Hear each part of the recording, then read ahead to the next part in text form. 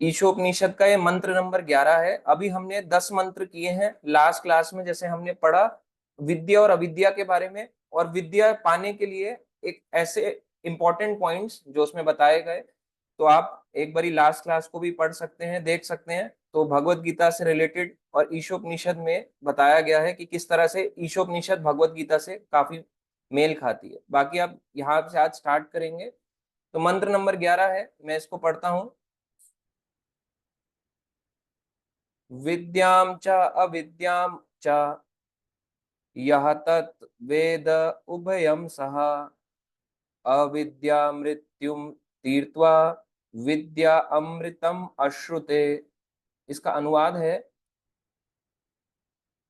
जो अविद्या की कार्य प्रक्रिया तथा दिव्य ज्ञान, यानी कि अविद्या, यहाँ पे अविद्या बोला गया है, अविद्या की कार्य प्रक्रिया।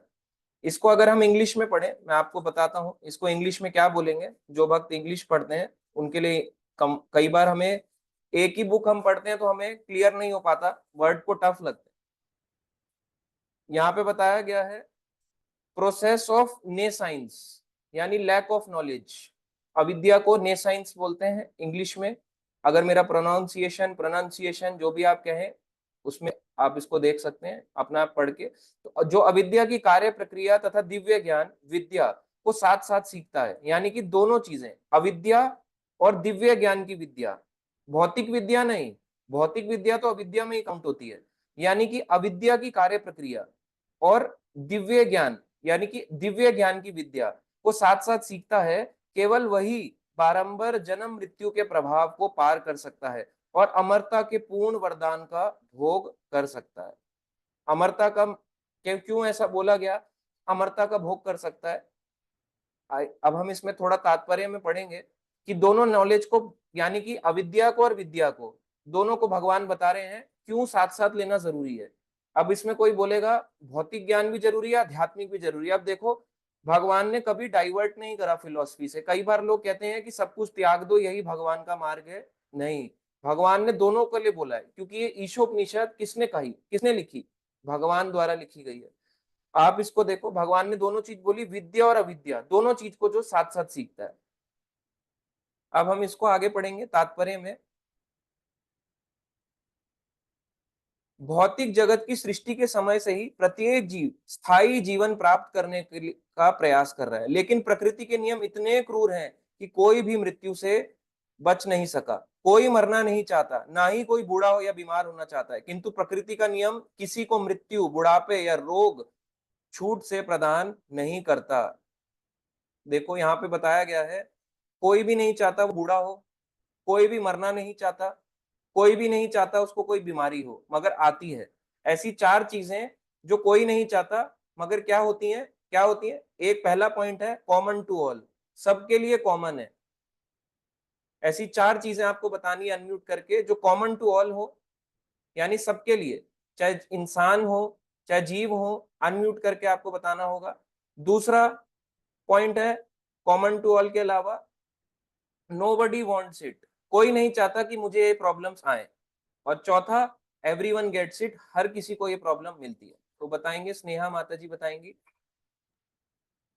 प्रभु जी, इसका आंसर है ओल्ड एज, डेथ, डिसीज।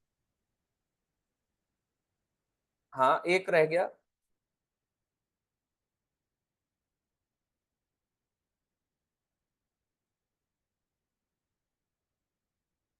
ठीक है, अब चांस देंगे यश माने प्रभु जी को।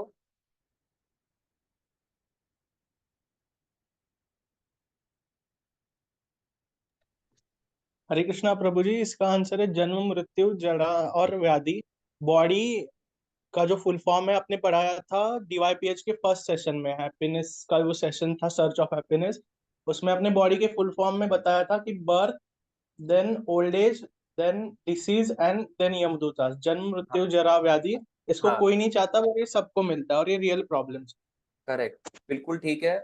ठीक है, अभी हम और भी क्वेश्चन पूछेंगे। तो ये चार चीजें हैं जो कोई नहीं चाहता, कॉमन टू ऑल है।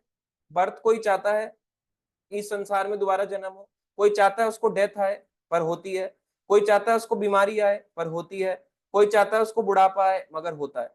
अब अगर आप देखो, चींटी भी मरती है, चींटी भी का भी जन्म होता है, चींटी का भी जो है अगर देखा जाए सारी चीजें, ये चारों चीजें से उसको परेशान रहना पड़ता है, जन्म मृत्यु जरा व्याधि। अगर आप डॉग का एग्जाम्पल लें, वो उसका भी एग्जाम्पल में क्या होता है, जन्म मृत्यु जरा व्याधि, चारों चीजें उसके लिए भी उतने ही समान स्तर पे कॉमन है।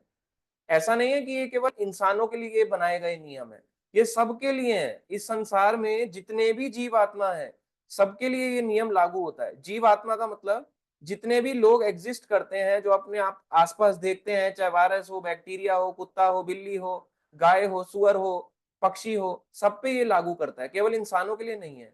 और ये कैसा है, पहला common to all, nobody wants it. कोई चाहता है बूढ़ा होना, कोई चाहता है मरना, कोई चाहता है कि दोबारा से वो बीमारियों के साथ, एक बीमारी ठीक हुई दूसरी लग जाए, मगर एवरीवन गेट्स इट, हर किसी को ये लगती है। तो ये चार चीजें common to all, nobody wants it, everyone gets it.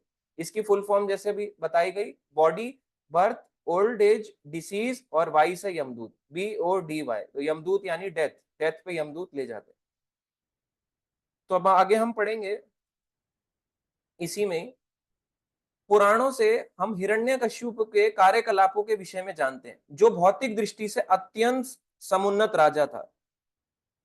अब यहाँ पे हिरण्यकश्यप का एग्जाम्पल बताया है,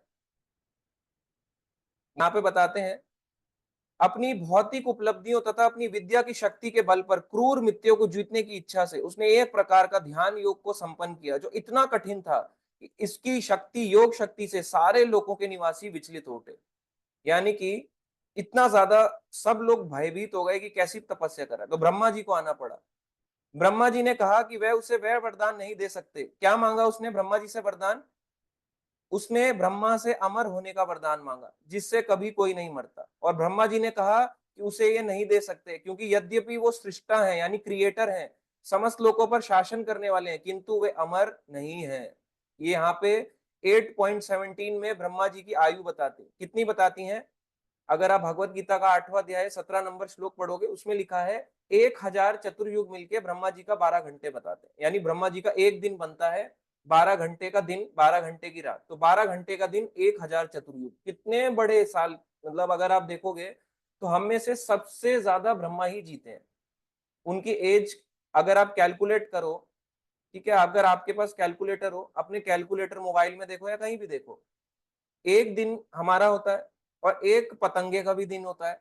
अब अगर एक पतंगा और मान लो एक आदमी आपस में बातचीत कर रहे हैं, या मान लो एक, आप कह सकते हैं जैसे आजकल बारिश का मौसम है, तो डेंगू मच्छर और एक इंसान दोनों मिलके बात कर रहे हैं। एक तरफ डेंगू मच्छर बात कर रहा है, एक तरफ इंसान बात कर रहा है। अब डेंगू मच्छर की लाइफ कितनी होती है? डेंगू मच्छर जिएगा कितना टाइम? तो एक एवरेज डेंगू मच्छर की लाइफ कुछ दिन, कुछ हफ्ता, ज्यादा से ज्यादा महीना। अगर एक बहुत बड़ा भी मच्छर हो गया, मान लो काट रहा है सबके, सबको मार डाला उसने, पूरे एरिया में डेंगू फैला दिया उस मच्छर ने, कई अंडे दे दिए, कूलर में दे दिए, टायर में दे दिए, छत पे दे दिए, टंकियों में दे दिए, हर जगह उसके डेंगू के मच्छर घूम रहे हैं। और मान लो डेंगू के मच्छर से कन्वर्जेशन हो गया, एक ऐसी डिवाइस बना दी इंसानों ने कि डेंगू मच्छर से कन्वर्जेशन करने बैठे। अब अगर कन्वर्जेशन करोगे और डेंगू मच्छर को बताओगे, पता है तू बस 1 महीने जीता है ज्यादा से ज्यादा, या बोलेंगे उसको तू 1 हफ्ता जीता है, तेरे को पता है 1 हफ्ता हमारा कितना होता है? यूं कुछ भी नहीं है हमारे लिए 1 हफ्ता। हम पता है कितने साल जीते हैं? आमतौर पे हम लोग जीते हैं 70 साल, 80 साल, 100 साल। अब डेंगू मच्छर को अगर आप ये बात बताओगे, क्या डेंगू मच्छर इस पे बिलीव कर पाएगा? इतना लंबा भी कोई जी सकता है? नहीं कर पाएगा। कर पाएगा? आपको क्या लगता है कि डेंगू मच्छर को अगर मान लो एक ऐसी डिवाइस बन गई, आपने इंग्लिश मूवी देखी होंगी, हॉलीवुड मूवी देखी होंगी, जिसमें लोग एक दूसरे से कन्वर्सेशन करते हैं, बहुत अलग अलग तरह के कन्वर्सेशन करते हैं।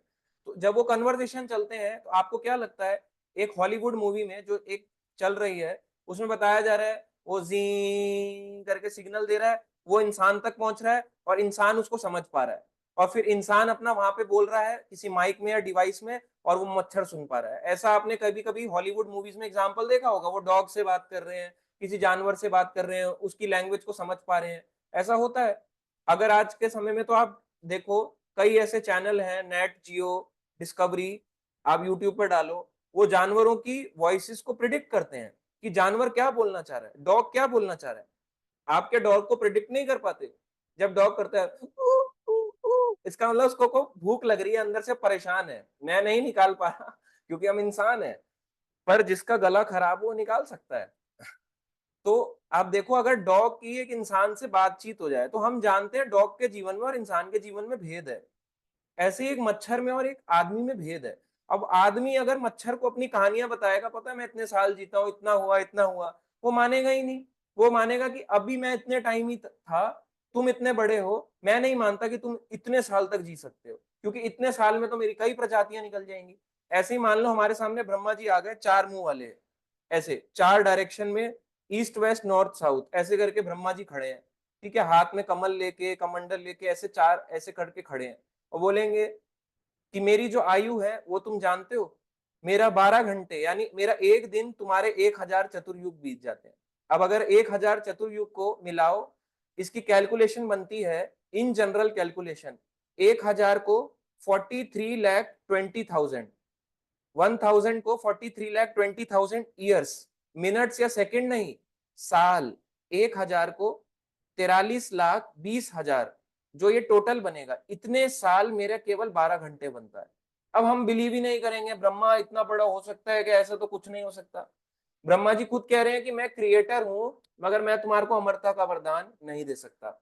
जब क्रिएटर नहीं बोल दिया तो किसके पास जाएंगे? इसका मतलब उनसे भी ऊपर कोई है, ब्रह्मा जी से भी ऊपर कोई एग्जिस्ट करता है, जो इस संसार को, सृष्टि को चला रहा है।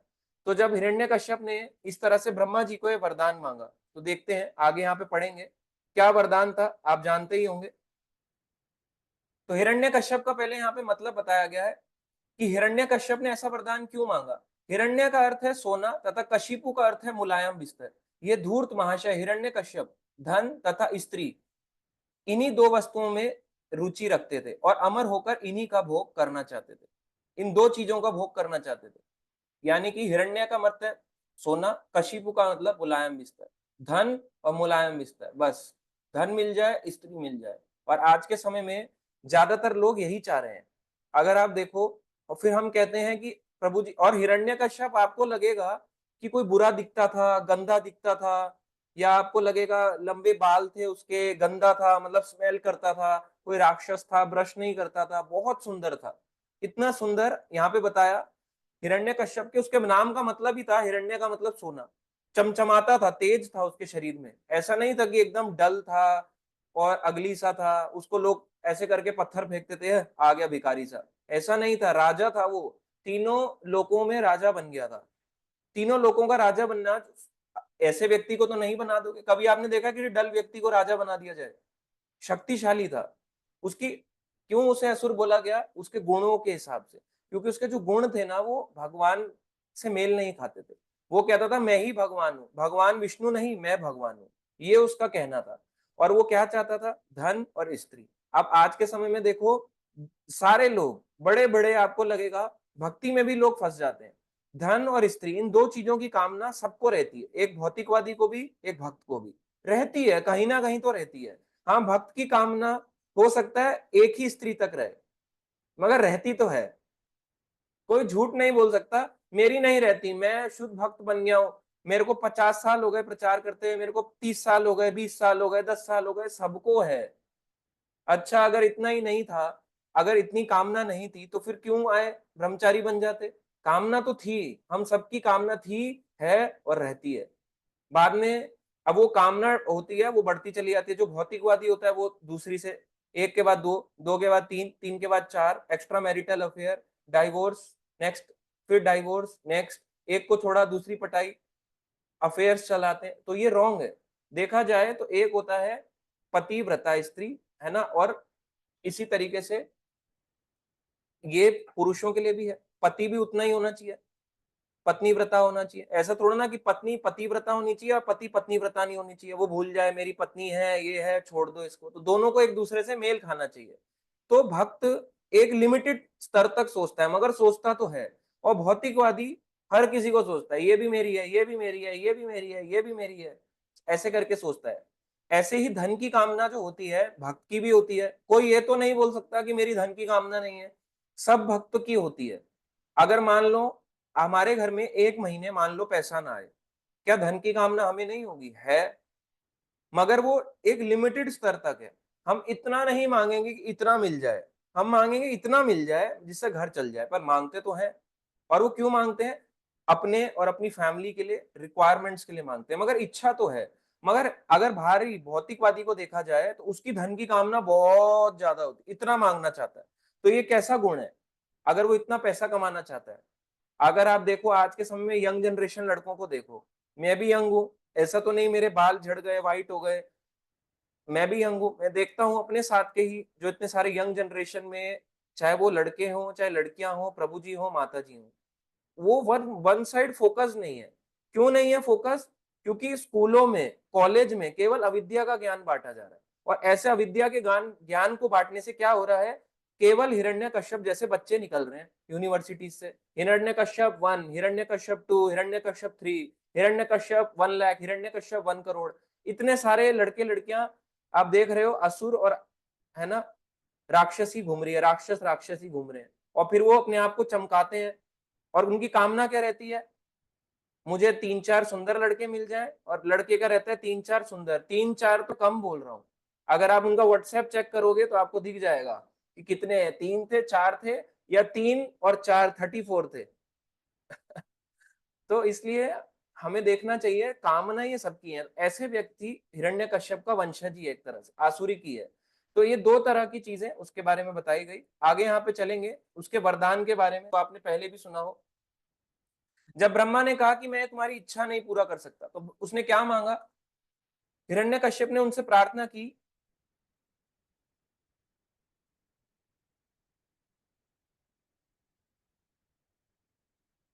कि हिरण्यकश्यप ने उनसे प्रार्थना की, किससे? ब्रह्मा जी से, कि मैं किसी मनुष्य, पशु, देवता या 84 लाख योनियों के अंतर्गत किसी जीव के द्वारा ना मारा जाऊं। पहली प्रार्थना। उसने यह भी प्रार्थना की कि मैं ना तो पृथ्वी पर, कहां पे? पृथ्वी जहां पे हम रहते हैं, ना जल में यानी कि पानी के अंदर, ना किसी हथियार से, कोई हथियार नहीं उड़ा सकता, बम मिसाइल नहीं उड़ा सकता, या कोई बड़े बड़े जो आप कहते हैं अस्त्र शस्त्र, है ना, बाण, त्रिशूल, तीर, इससे नहीं मर सकता। इस तरह मूर्खतावश हिरण्यकश्यप ने सोचा कि इन आश्वानों से वह मृत्यु से बच जाएगा, और उन्होंने मान भी लिया। किसने मान लिया? हिरण्यकश्यप ने, कि मेरा तो हो गया, ब्रह्मा जी ने बोला तथास्तु, वरदान मिल गया, अब मेरी मृत्यु को कोई नहीं टाल सकता, अब मेरी मृत्यु नहीं होगी, अब मेरे को हो गया। उसको ये भान आ गया था कि मैं ही हूं अब जो हूं इस संसार का। और क्या बोलता था? लोग बोलते थे हिरण्यकश्यप की जय, सबको बुलाता था हिरण्यकश्यप की जय। आपने देखा हो, सुना हो, पढ़ा हो, ये देखा होगा, बहुत कॉमन है। हिरण्यकश्यप के बारे में सब जानते हैं। अब देखो, उसने भी पढ़ाई करी। अब हम इसको क्यों इस तरह से समझा रहे हैं, इसके पीछे का रीजन है। अविद्या का ज्ञान, आपको क्या लगता है कि हिरण्यकश्यप ऐसे ही था, बस पैदा हुआ और अपने आप ही बेवकूफ था, काम धंधा कुछ नहीं था, बोले डाकू बन जाओ, मम्मी पापा ने कहा बिगड़ा है, पापा ने कहा तुम्हारे को पढ़ाएंगे लिखाएंगे नहीं अच्छे स्कूल में, चल बिगड़ जा तू, है ना, मेरी एक ही औलाद है, इसको बिगाड़ देते हैं, ऐसा था क्या? आपको पता है हिरण्यकश्यप जो है, उनके भी गुरु थे, कुल गुरु थे।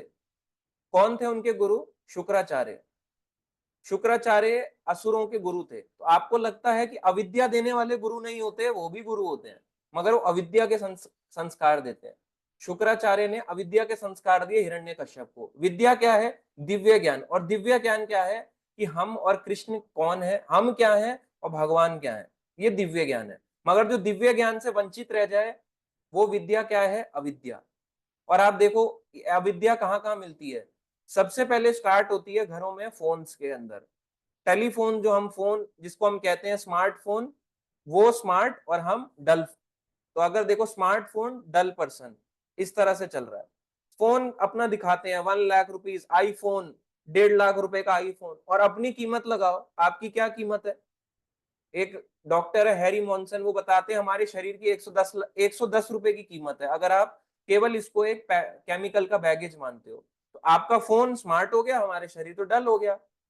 तो फिर हम फोन को क्यों नहीं खा लेते? फोन ही सारा कुछ क्यों नहीं बन जाता? हर व्यक्ति को ना, फोन एक मीडियम है, डिवाइस है, मगर हर व्यक्ति को अपने साथ में उठने बैठने वाला व्यक्ति चाहिए, उसके साथ खाने वाला चाहिए, बैठ के इमोशन शेयर करने वाला चाहिए। आप फोन में कितना इमोशन शेयर कर लोगे? मान लो फोन के उस तरफ कोई बैठा ही ना हो तो क्या कर लोगे? फोन को ऑपरेट करने वाला भी तो व्यक्ति है। इस तरह से हमें समझना चाहिए कि हमारा एक्चुअली ये पर्पस क्या है, मानव जीवन क्या केवल इसलिए मिला था कि हम इसको ये माने कि ये केमिकल का थैला है, 110 का है, 110 रुपए का है, अंत हो जाएगा, इसको जला डालेंगे, इतना नहीं है, इसका पर्पस बहुत हाई है, मगर उनको यही नहीं बताया जाता। और आप देखो ये फोन्स, घर, स्कूल, कॉलेज, फिर आप उसके बाद क्या हो, पोस्ट ग्रेजुएशन के कॉलेजेस जो भी है उस पर थ्योरी लिख रहा है, कोई कुछ कर रहा है, फिर उसके बाद ऑफिस जा रहा है, बिजनेस, हर जगह विद्या का ज्ञान है। आपको क्या लग रहा है विद्या कहाँ है? इसका भगवान कह रहे हैं अविद्या को भी सीखो और विद्या को भी, जो साथ साथ सीखता है तब वो अमरता प्राप्त कर सकता है। कैसे अमरता प्राप्त करेगा? भगवान के धाम को जा सकेगा, क्योंकि उसको गृहस्थी भी चला सकेगा अपने रेगुलर प्रिस्क्राइब ड्यूटीज के थ्रू। भगवान जो उसको कमाना भी तो है, खाएगा क्या, भोग क्या लगाएगा, उसके थ्रू इस अविद्या को भी विद्या बना लेगा, और इस अविद्या के थ्रू काम करेगा, और विद्या जो है भगवान की लेगा, और फिर अविद्या से जो काम करके धन कमा रहा है या कुछ भी कर रहा है, उससे वो जब वो सीख रहा होगा तो वो सही जगह पे लगा पाएगा। अब मान लो आप क्लास ना लो, केवल अविद्या का ज्ञान लेते रहो, कब तक आप खुश रह पाएंगे? खुद दुखी हो जाएंगे। तो जो लोग नहीं आते, जैसे आप देखते हो कि आप कहते हो कि प्रभु जी कम हो जाते हैं लोग, ऐसा क्यों होता है? उनको अविद्या ने घेर लिया, अविद्या का प्रभाव हमेशा ज्यादा रहा है। मैंने बताया, आप देखो अपने स्कूल, अपने नॉर्मल टाइम से आप चेक करना स्टार्ट करो, घर, ठीक है, फैमिलीज में आ गया, फिर आपके आ गया जन्मजात जो पिछले कर्म थे वो तो चल ही रहे थे, फिर घर के बाद आपका टेलीफोन दे दिया, उसने पूरा बर्बाद कर दिया, 2 साल की 1 साल की उम्र से ही बर्बाद कर दिया फोन ने। फिर उसके बाद स्कूल, कॉलेज, हर जगह विद्या बटी। अब व्यक्ति जब 22-23 साल की उम्र के बाद पढ़ के निकलता है, जो उम्र उसको विद्या लेने की थी, यानी कि दिव्य ज्ञान लेता तो खुश तो रहता, उसने उसको छोड़ दिया और केवल अविद्या के ज्ञान को लेता रहा। दोनों को लेता तो बैलेंस करके तो उसकी जिंदगी खुश रहती, मगर उसने दिव्य ज्ञान के बारे में उसको पता नहीं था, एक साइड बढ़ता रहा, चलो इस रास्ते पे। फिर वो यहाँ से दुखी हो जाता है, कोई सुसाइड कर लेता है, कोई पता लगा जहर खा लिया, किसी ने पता लगा हाथ नस काट ली, बॉयफ्रेंड छोड़ के भाग गया, कोई अपने यहाँ पे टैटू बनवा लेता है ना, अपने प्रेमिका का टैटू, है ना, फॉर एवर बर्ड्स ऐसे करके, और बाद में चलता है वो बर्ड एक चला गया, फिर उसका एक टैटू यहाँ से मिटाता है। यहाँ पे टैटू, एक पक्षी यहाँ, एक पक्षी यहाँ, दोनों के नीचे नाम लिखवा देगा। फिर पक्षी यहाँ से एक, क्योंकि वो तो बची नहीं, अब यहाँ पे मिटाएगा तो क्या करेगा, पक्षी को उड़ाएगा फिर यहाँ से। तो अविद्या का ज्ञान ही तो है। तो ये सारी चीजें आप जो देख रहे हो, कल्चर जितना भी चल रहा है, ये इसी रीजन से। और ये सब कैसे हैं? हिरण्यकश्यप जैसे। अब हिरण्यकश्यप ने क्या मांगा? ना अंदर मरू ना बाहर मरू, दिन में ना मरू रात में ना मरू, अस्त्र से ना मरू शस्त्र से ना मरू, भगवान ना मुझे मार पाए, कोई ना मुझे मार पाए। तो भगवान कैसे बन के आए? ना मानव मार पाए ना पशु मार पाए, ऐसा कोई व्यक्ति ना मार पाए जिसका जन्म हुआ हो 84 लाख योनियों में। तो भगवान ने देखो प्रहलाद की प्रार्थना से क्या आ गए? खंबे से प्रकट हो गए। ना तो 84 लाख योनियों में थे, ना उनका जन्म हुआ, ना मृत्यु होती है, भगवान की होती है नहीं, ना 84 लाख योनि में आते हैं।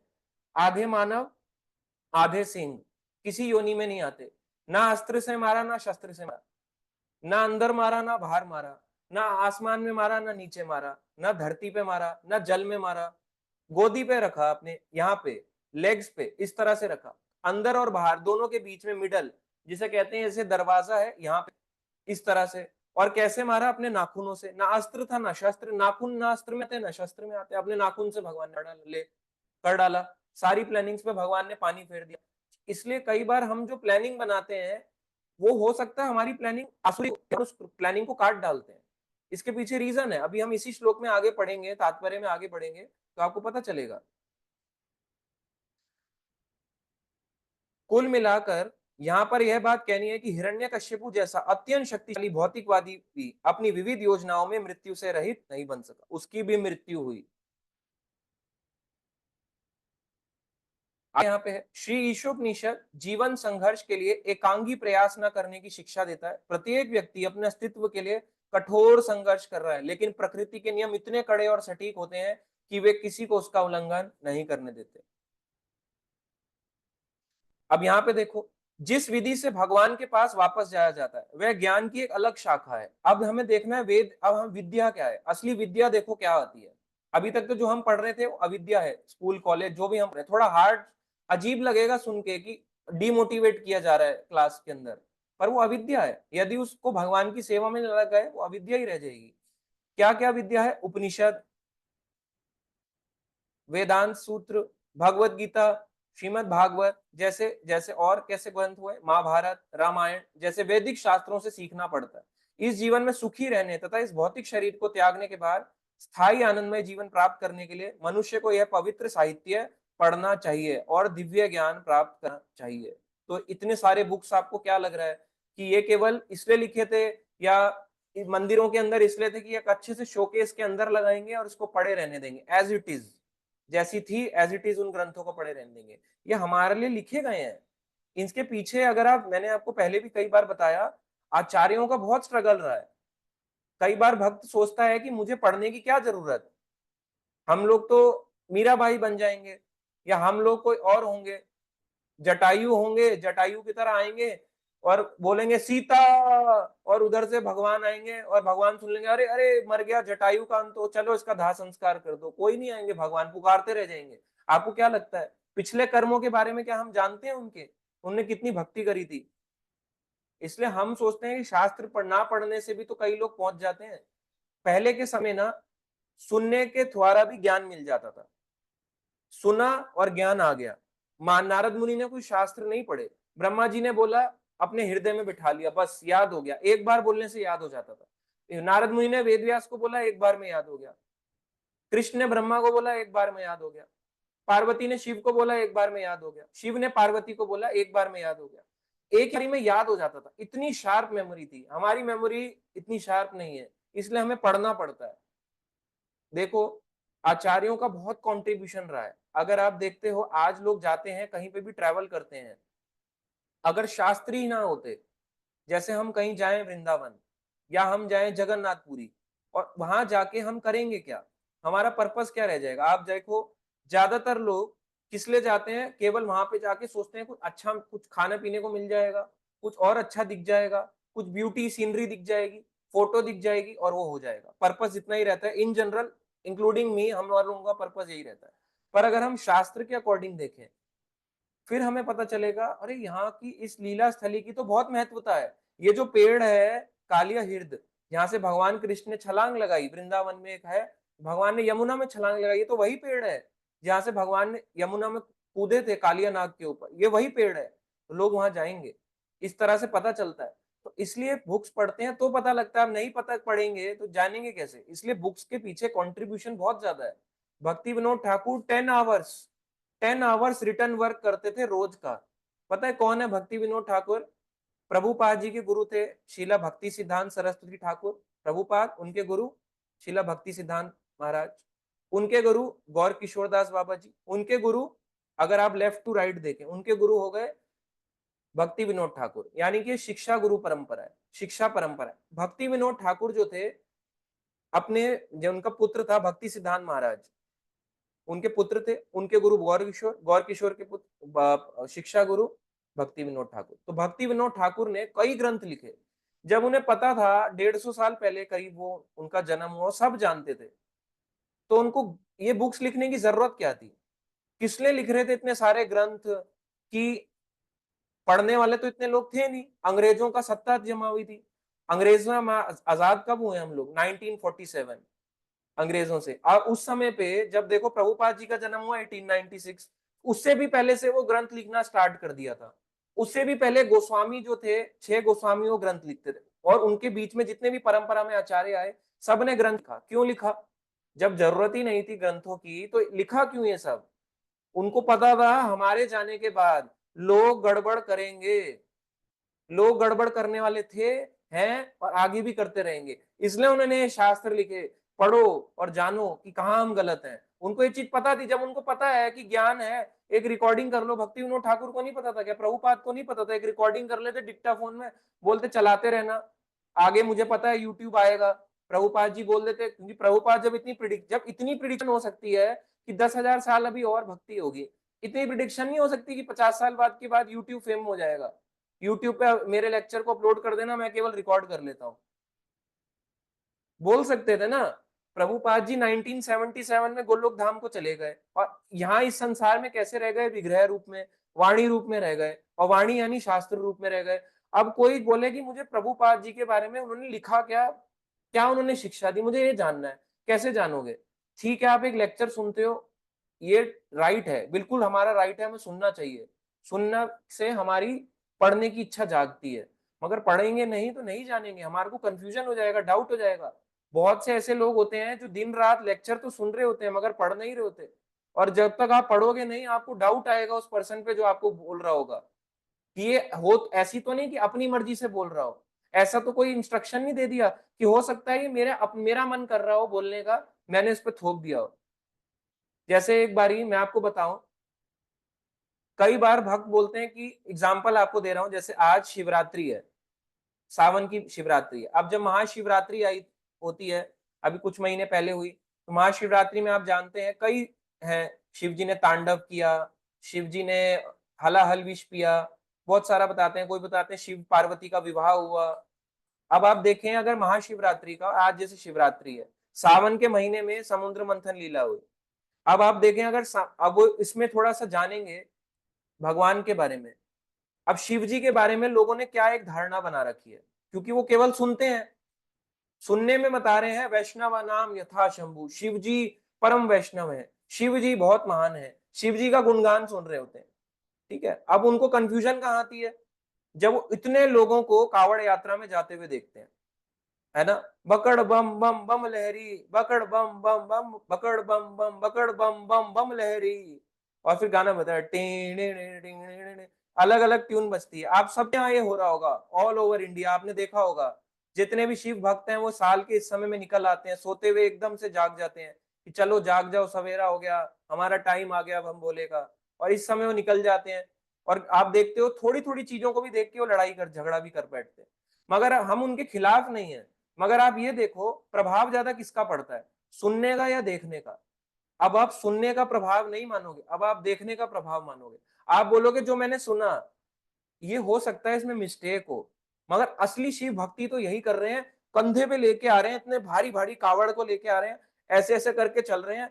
यहाँ तो हमसे ऐसे करके रॉड भी नहीं पकड़ी जाती जिम की, या ऐसे करके सामान भी नहीं पकड़ा जाता, और ये भारी भारी वो अपने कावड़ को कलश को लेके आ रहे हैं। अब हम उनको देख रहे हैं भारी भारी वो लेके आ रहे हैं, जो हमने सुना उसका प्रभाव हो गया कम। क्यों हुआ उसका प्रभाव कम? उसका प्रभाव क्यों कम होता है? क्योंकि देखने का असर सुनने से हमेशा ज्यादा होता है। पढ़ने, देखो मैंने बताया पढ़ना कोई चाहता नहीं, सुनना फिर भी कुछ कुछ लोग चाहते हैं, और सुनने से भी ज्यादा लोग देखना चाहते हैं, तो देखने से ही लोग ज्ञान प्राप्त करना चाहते हैं। अब जो लोग केवल देखेंगे, सुना कुछ और देखा कुछ, तो देखने में उनको लगेगा शिव जी भगवान है, क्योंकि इतने सारे फॉलोवर हैं, करोड़ों फॉलोवर हैं, शिव जी भगवान है। अब वो छोड़ जाएगा भक्ति को, मार्ग को, फिर वो कहेगा प्रभु जी मेरे को तो पता है, मैं इस कॉन में भी जुड़ा, पता है इस कॉन में भी शिवरात्रि व्रत रखते हैं।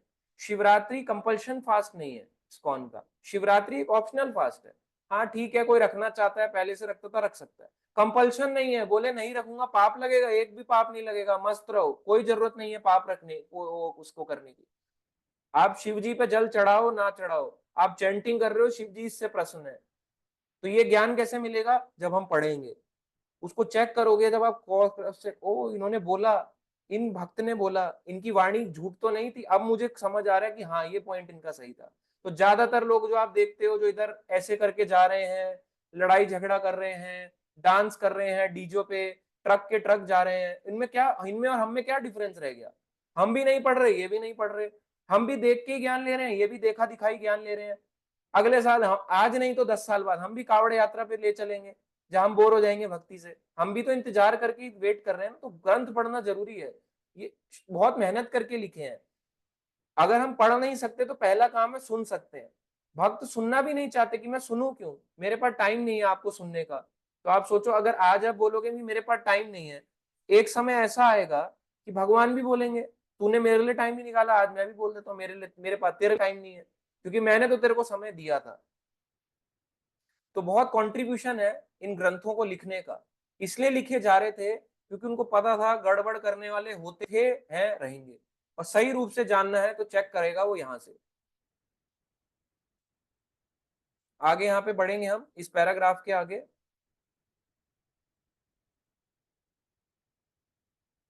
भगवान अपने प्रामाणिक दासों को अपने धाम से इस संदेश का प्रसार करने के लिए भेजते हैं जिससे मनुष्य भगवान के पास लौट सके। कभी कभी तो भगवान यह कार्य के लिए स्वयं आते हैं।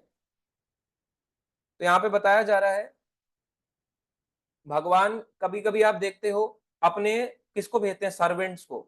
हर बार भगवान नहीं आते, अब जैसे एक आप जानते हैं मुस्लिम है, एक धर्म जो एक फेथ है लोगों का, हिंदुइज्म, मुस्लिम, या आप कह ले क्रिश्चियनिटी। आपको पता है अगर आप अपना एक वो निकालोगे चार्ट, हम अभी क्वेश्चन भी लेंगे जिनके हैंड रेज है, अगर आप पूरा एक चार्ट निकालोगे, उनको डिवाइड करो, हिंदुइज्म, ठीक है, एक चार्ट बनाओ डिवोटीज, एक कॉलम बनाओ हिंदुइज्म, एक कॉलम बनाओ है ना क्रिश्चियनिटी, एक कॉलम बनाओ इस्लाम, एक कॉलम बनाओ या जूइश, एक कॉलम आप अपना बना सकते हो, जो भी आपको लगे। अगर आप कॉलम में देखोगे ना, हिंदुइज्म सो कॉल्ड हिंदू भी बहुत है। अगर आप भक्तों की कैटेगरी देखोगे ना, बहुत ही कम है। हो सकता है आपको लग रहा हो कि बहुत है प्रभु जी, लाखों की संख्या में आप कैसे कह सकते हो भक्त। आपको पता है दिल्ली दिल्ली की पॉपुलेशन 3 करोड़ से ऊपर है। कितने भक्त हैं बताओ, कितने भक्त हैं? 4 लाख, 5 लाख, निकालो जरा। 3 करोड़ का 1% कितना होता है? 3 करोड़ का 1% कितना होता है? देखते हैं कौन बताएगा, मैथ्स चैंपियन, मैथ्स ओलंपियाड वाले। ठीक है, कोई भी नहीं बता पा रहा। 3 करोड़ का 1%, 3 करोड़ का 1%, हार जाओगे, आपको एबीसी में लेंगे नहीं, रैपिड फायर राउंड में लेंगे नहीं। वहां पे तो इतना समय भी नहीं दिया जाता। आपका समय शुरू होता है अब, वहां पे इतना बोलेंगे आपको पैसा भी नहीं मिलेगा।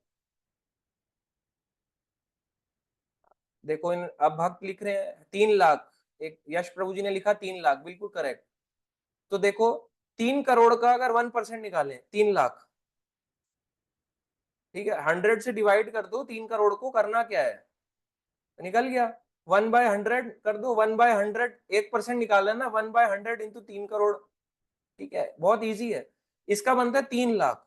मैं आपको सिर्फ दिल्ली का बता रहा हूं, आप अब इंडिया के अकॉर्डिंगली चेक कर लें। अगर आप देखो दिल्ली में केवल मैं मान लेता हूँ 3 लाख भक्त हैं। 3 लाख कितने भक्त और कितने अभक्त हैं? 1% भक्त, 99% अभक्त, 1%। आप देखो हिंदुइज्म वाले तो बहुत हैं, हिंदू हिंदू करने वाले, भक्त कितने हैं? 1%। अब इंडिया का निकालो, इंडिया की पॉपुलेशन कितनी है? इंडिया की पॉपुलेशन कितनी है? 130 करोड़। अरे ये तो पढ़ता है, ये तो आप गूगल भी कर सकते हो। अरे इंडिया में ही हो ना सब, नेपाल भूटान में तो नहीं है कोई, आसपास नेबरिंग कंट्री में चला गया हो। ठीक बोल रहा हूं मैं, 130 करोड़ है, 130 करोड़ प्लस है। कोई है तो नहीं आसपास चाइना से या कहीं म्यांमार से, आसपास इंडोनेशिया देख ले, एक सब एक दूसरे को, ठीक है। तो 130 करोड़ की पॉपुलेशन है। अब भक्त वीडियो ऑन करके बताएंगे तो अच्छा लगेगा, वीडियो ऑन करके आप सबका पार्टिसिपेशन दिखेगा, आप सब सुन रहे हैं ध्यान से, नहीं तो ऐसा लग रहा है कोई सुन ही नहीं रहा, सब इनएक्टिव हो रखे हैं। तो देखो 3 करोड़, अभी हमने बताया दिल्ली की पॉपुलेशन 3 करोड़, 1% पॉपुलेशन मान लो भक्ति कर रही है, 3 लाख। इंडिया की पॉपुलेशन 130 करोड़। अब 130 करोड़ में से आप इसका 1% निकालो, कितना बनेगा? 1.3 करोड़। 130 करोड़ का 1% निकालोगे 1.3 करोड़। क्या सच्ची सच्ची बताना, आपको लगता है कि इंडिया में, हमारे हमारे जो करंट भारत है, इसमें 1 करोड़ 30 लाख भक्त हैं? आपको लगता है ये चीज कि 1 करोड़ 30 लाख भक्त हैं? नहीं है, बिल्कुल भी नहीं है। 1 करोड़ भी नहीं है, 1 करोड़ क्या, 50 लाख भी नहीं है। अगर आप देखोगे भक्तों की संख्या कुल मिला के केवल 20 लाख से ज्यादा नहीं होगी, 20 से 25 लाख। एक आइडिया है, कोई फाइनल फिगर नहीं है, एक आइडिया है, ये आप सब जानते हो। 20 से 25 लाख यानी कि 1% से भी कम भक्त हैं। मैं हिंदुइज्म की बात नहीं कर रहा, ये फॉलो करने वाले पकड़ बम बम वाले तो बहुत हैं, या अलग अलग मार्गों को फॉलो करने वाले जो इधर उधर कर रहे हैं, डांस कर रहे हैं, डांस वाले संप्रदाय नहीं, मैं 4 संप्रदायों में रहने वाले भक्तों की काउंटिंग करूं। सबसे ज्यादा प्रीचिंग इस्कॉन में है। अगर हम सारे संप्रदाय भी मिला लें, 4 संप्रदाय, तब भी 1 करोड़ नहीं होंगे भक्त, तब भी नहीं है। तो आप सोच के देखो, श्रद्धालु लोग बहुत हैं, भक्त नहीं है। अब सोच के देखो कितने कम परसेंटेज ऑफ पॉपुलेशन है पूरे वर्ल्ड। ये तो अभी हुआ इंडिया का, अब आप वर्ल्ड का निकालो। वह एक हमारे पूरे वर्ल्ड में 800 करोड़ से भी ज्यादा है। मैं आपको इसलिए बता रहा हूं, एक थोड़ी सी, है ना,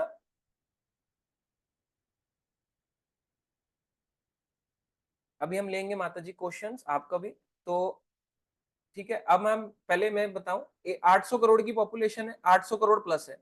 800 करोड़ में से आप इसका 1% निकालो, 8 करोड़। आपको लगता है पूरे वर्ल्ड में 8 करोड़ डिवोटीज हैं, इस्कॉन के इतने मंदिर खुले हुए हैं, आपको लगता है 8 करोड़ डिवोटीज होंगे पूरे वर्ल्ड में? अच्छा 1 करोड़ होंगे पूरे वर्ल्ड का काउंट करोगे तो? सबसे ज्यादा भक्त तो इंडिया में ही है, बाहर का आप काउंट करोगे भक्त ही नहीं मिलेंगे आपको, केवल चर्चेज हैं या मस्जिद हैं, मॉस्क हैं। तो आप खुद देखो कितने कम है लोग वर्ल्ड में। 4 संप्रदाय के अंतर्गत यानी कि 4 संप्रदाय के अंदर जो आ रहा हो, कौन कौन सा? श्री संप्रदाय, रुद्र संप्रदाय, माधव संप्रदाय और कुमार संप्रदाय। हमारा माधव संप्रदाय में गौड़िया वैष्णव आता है और यहाँ पे गौड़िया वैष्णव इस्कॉन के नाम से जाना जाता है। 4 संप्रदाय आप काउंट कर लो कितने लोग फॉलो कर रहे होंगे। अगर आप पूरे 800 करोड़ की पॉपुलेशन देखो ना, 1 करोड़ भी नहीं निकलेगा।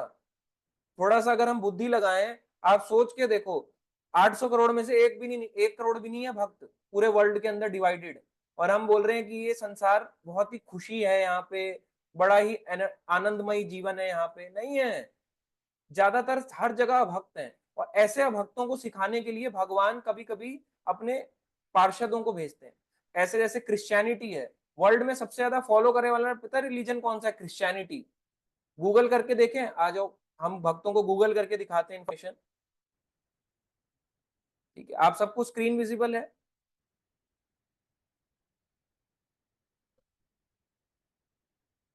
भक्तों को स्क्रीन विजिबल है, क्लियर है? ठीक है, आओ अब आप सबके सामने एक आपको रियलिटी बताते हैं। मोस्ट फॉलोड रिलीजन, ये इसलिए बताया जा रहा है ताकि आप सबको एक्चुअली आंखें दिखें, आंखों देखा आपको देख सके। क्रिश्चियनिटी नंबर 1 पे है। कितना है क्रिश्चियनिटी? वर्ल्ड में जितनी पॉपुलेशन है, ये एक आम बता रहा हूं, इसको फाइनल कंक्लूजन ना समझे, बट एक विकिपीडिया यहाँ पे आंसर दे रहा है गूगल का, आप देख सकते हैं। एक जनरल देखा जाए, ये कोई शास्त्रीय नॉलेज नहीं है, ये एक बेसिक परसेंटेज है। ठीक है, अगर आप इसको देखेंगे, यहाँ पे बताया गया है कितना है परसेंटेज यहाँ पे। क्रिश्चियनिटी 30.74, यानी 31% लोग क्रिश्चियन है वर्ल्ड में। इस्लाम चेक करो 24.9, यानी 25% इस्लाम है। कितने हो गए? 31 और 25, 56 है ना। नॉन रिलीजियस, एग्नोस्टिक, एथिस्ट, यानी कि नॉन रिलीजियस यानी कि जो भगवान पे बिलीव ही नहीं करते, सेक्युलर, सो कॉल्ड सेक्युलर लोग, ये 16% है। लगा लो 31 और 25 कितना हुआ? 56, 56 और 16, आप चेक करो अपने साथ, कैलकुलेशन करो, 72। और हिंदुइज्म देखो कितने रह गए, हिंदुइज्म क्या फॉलोवर देखो 15%। बस इसमें से भी भक्तों की कैटेगरी बहुत कम है, 1% से भी कम है वर्ल्ड में भक्तों की कैटेगरी। सबसे ज्यादा क्रिश्चियन है और इस्लाम है, और बाकी के सारे नास्तिक हैं। हुआ? थोड़ा सा अजीब लगेगा आपको सुन के, देख के, कितनी हैरानी करने वाली बात है। और आपके हम लोग सोचते हैं कि शास्त्र पढ़ने की जरूरत क्या है, विद्या लेने की जरूरत क्या है। हमारी आपकी जनरेशन में आप, हम जैसे, मैं एक आपको सिंपल सा एक लॉजिक दूं, ठीक है। आजकल आपको क्यों लगता है जॉब्स की इतना अभाव चल रहा है? या आपको क्यों लगता है? आप ही की कंट्री है, आप ही के खेत हैं, आप ही का सब कुछ है, क्यों अभाव है? शास्त्रों को हमने त्याग करा। अंग्रेजों ने कहा एग्रीकल्चर, इनका एग्रीकल्चर बहुत अच्छा है, इनका एग्रीकल्चर उजाड़ डालो, क्योंकि जो उगाते हैं वही खा जाते हैं, इनको कहीं बाहर से लेना नहीं पड़ता, खर्चे कम होते हैं। या अगर एक दाल ज्यादा उगाता है, एक की धान की खेती ज्यादा है, चावल की, तो दोनों एक दूसरे का एक्सचेंज करते हैं और खा जाते हैं। इनका एग्रीकल्चर पे क्या बनाओ? मॉल बनाओ, शॉपिंग कॉम्प्लेक्स बनाओ, इस पे इंडस्ट्रीज खोलो, बड़ी बड़ी इंडस्ट्रीज, एमएनसीज खोलो, उसके बाद इनको स्लेव्स की तरह यहाँ पे काम करवाओ। दूसरा इनका कल्चर, इनके शास्त्रों को तोड़ डालो। यहाँ पे क्या पढ़ाओ? ये प्रभुपाद जी बताते हैं दो रीजन की वजह से अंग्रेजों ने अटैक किया था, कल्चर, एग्रीकल्चर। आज भी जो सबसे ज्यादा प्रेवलेंट है कल्चर, यानी कि हमारा अपना ही सनातन धर्म को काट डाला। बोले इनके लैंग्वेज, इनके सारे शास्त्रों को हटा दो, क्या डालो? एल्जेब्रा क्या होता है, और क्या बोलो, इनकी उसमें इंग्लिश डाल दो। बुआ भी आंटी, मौसी भी आंटी, है ना, दादी भी आंट, और कौन हो गए? चाची भी आंटी, ताई भी आंटी, सारी आंटियां हो गई। अब सब आंटी हो गए। अच्छा, मामा अंकल, ताऊ अंकल, चाचा जी अंकल, सब अंकल कर दिए। रिलेशंस और इमोशंस को कम कर दिया इंग्लिश लैंग्वेज ने। अब आप देखो इतना बैरियर कर दिया था अंग्रेजों ने। अब अगर प्रभुपाद ना होते ना, हम गा तो रहे यदि प्रभुपाद ना होई तो तबे की होई, तो आपको पता है इसका मतलब क्या है? वो नहीं होते ना तो हम लोग कहाँ होते, आप बिलीव भी नहीं कर सकते, हम ये जूम भी नहीं बैठे होते। हो सकता है अभी हम क्लब में कहीं डांस कर रहे होते या शराब पी के कहीं पड़े हुए होते किसी साइड में। हम गा तो रहे हैं, पर आप सोच के देखो, अभी मैंने आपको बताया एक जनरल फिगर्स में, मैंने आपको एक बेसिक कैलकुलेशन बताई, ये सबके लिए है। कभी अपने दिमाग को लगाओ कि हम क्या कर रहे हैं और क्या सीख रहे हैं। हमारी आने वाली कमिंग जनरेशन अपने लिए गड्ढा खोल रहे हैं ऐसे करके, और यहाँ मेरी कबर बनेगी, इसमें मैं जलने वाला हूँ। ऐसे ही तो कर रहे हैं हम लोग, अपनी मृत्यु का इंतजार कर रहे हैं। और ऐसा ही होने वाला है हमारे साथ, केवल हम वेट कर रहे हैं।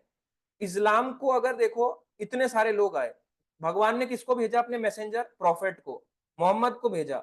मोहम्मद ने कई सारे अपने अपने जो प्रिंसिपल्स को दिया, ऐसा करो ऐसा करो, बोले हम नहीं मानेंगे तुम्हारी, जाओ तुम होंगे बड़े, है ना, हम नहीं मानते तुम्हारी। अब उन्होंने अपने अपने ये बना दिए, जो मोहम्मद ने एक्चुअली रूल्स रेगुलेशन दिए थे वो नहीं फॉलो करते।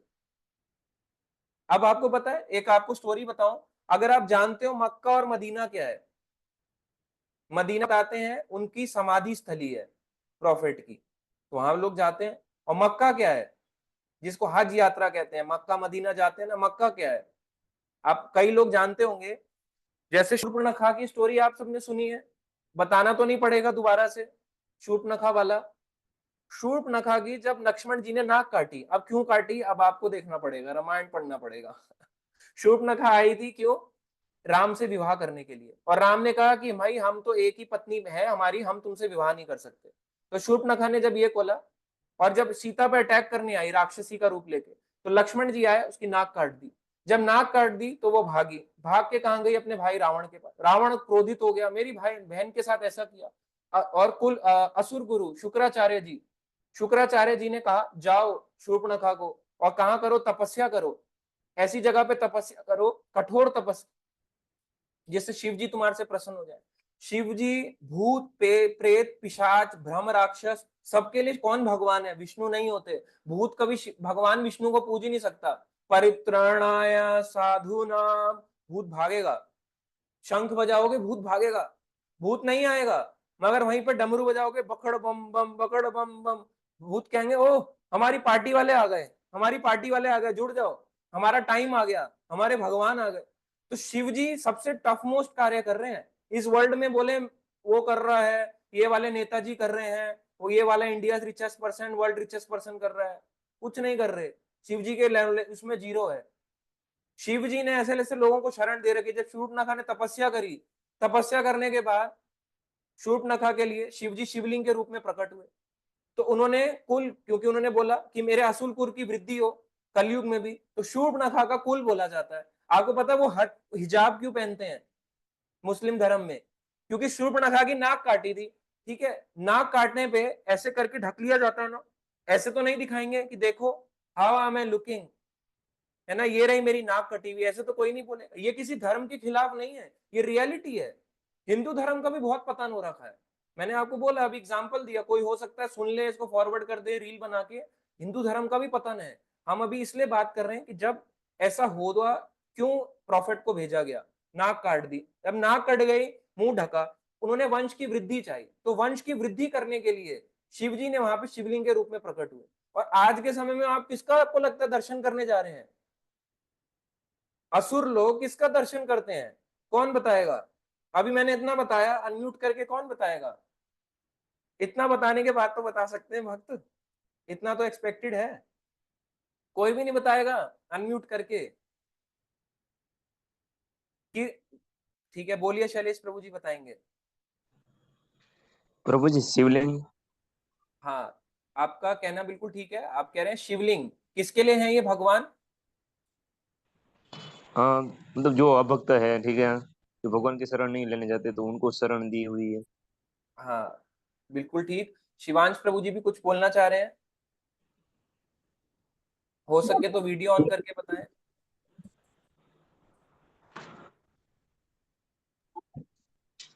प्रभु जी मक्केश्वर महादेव।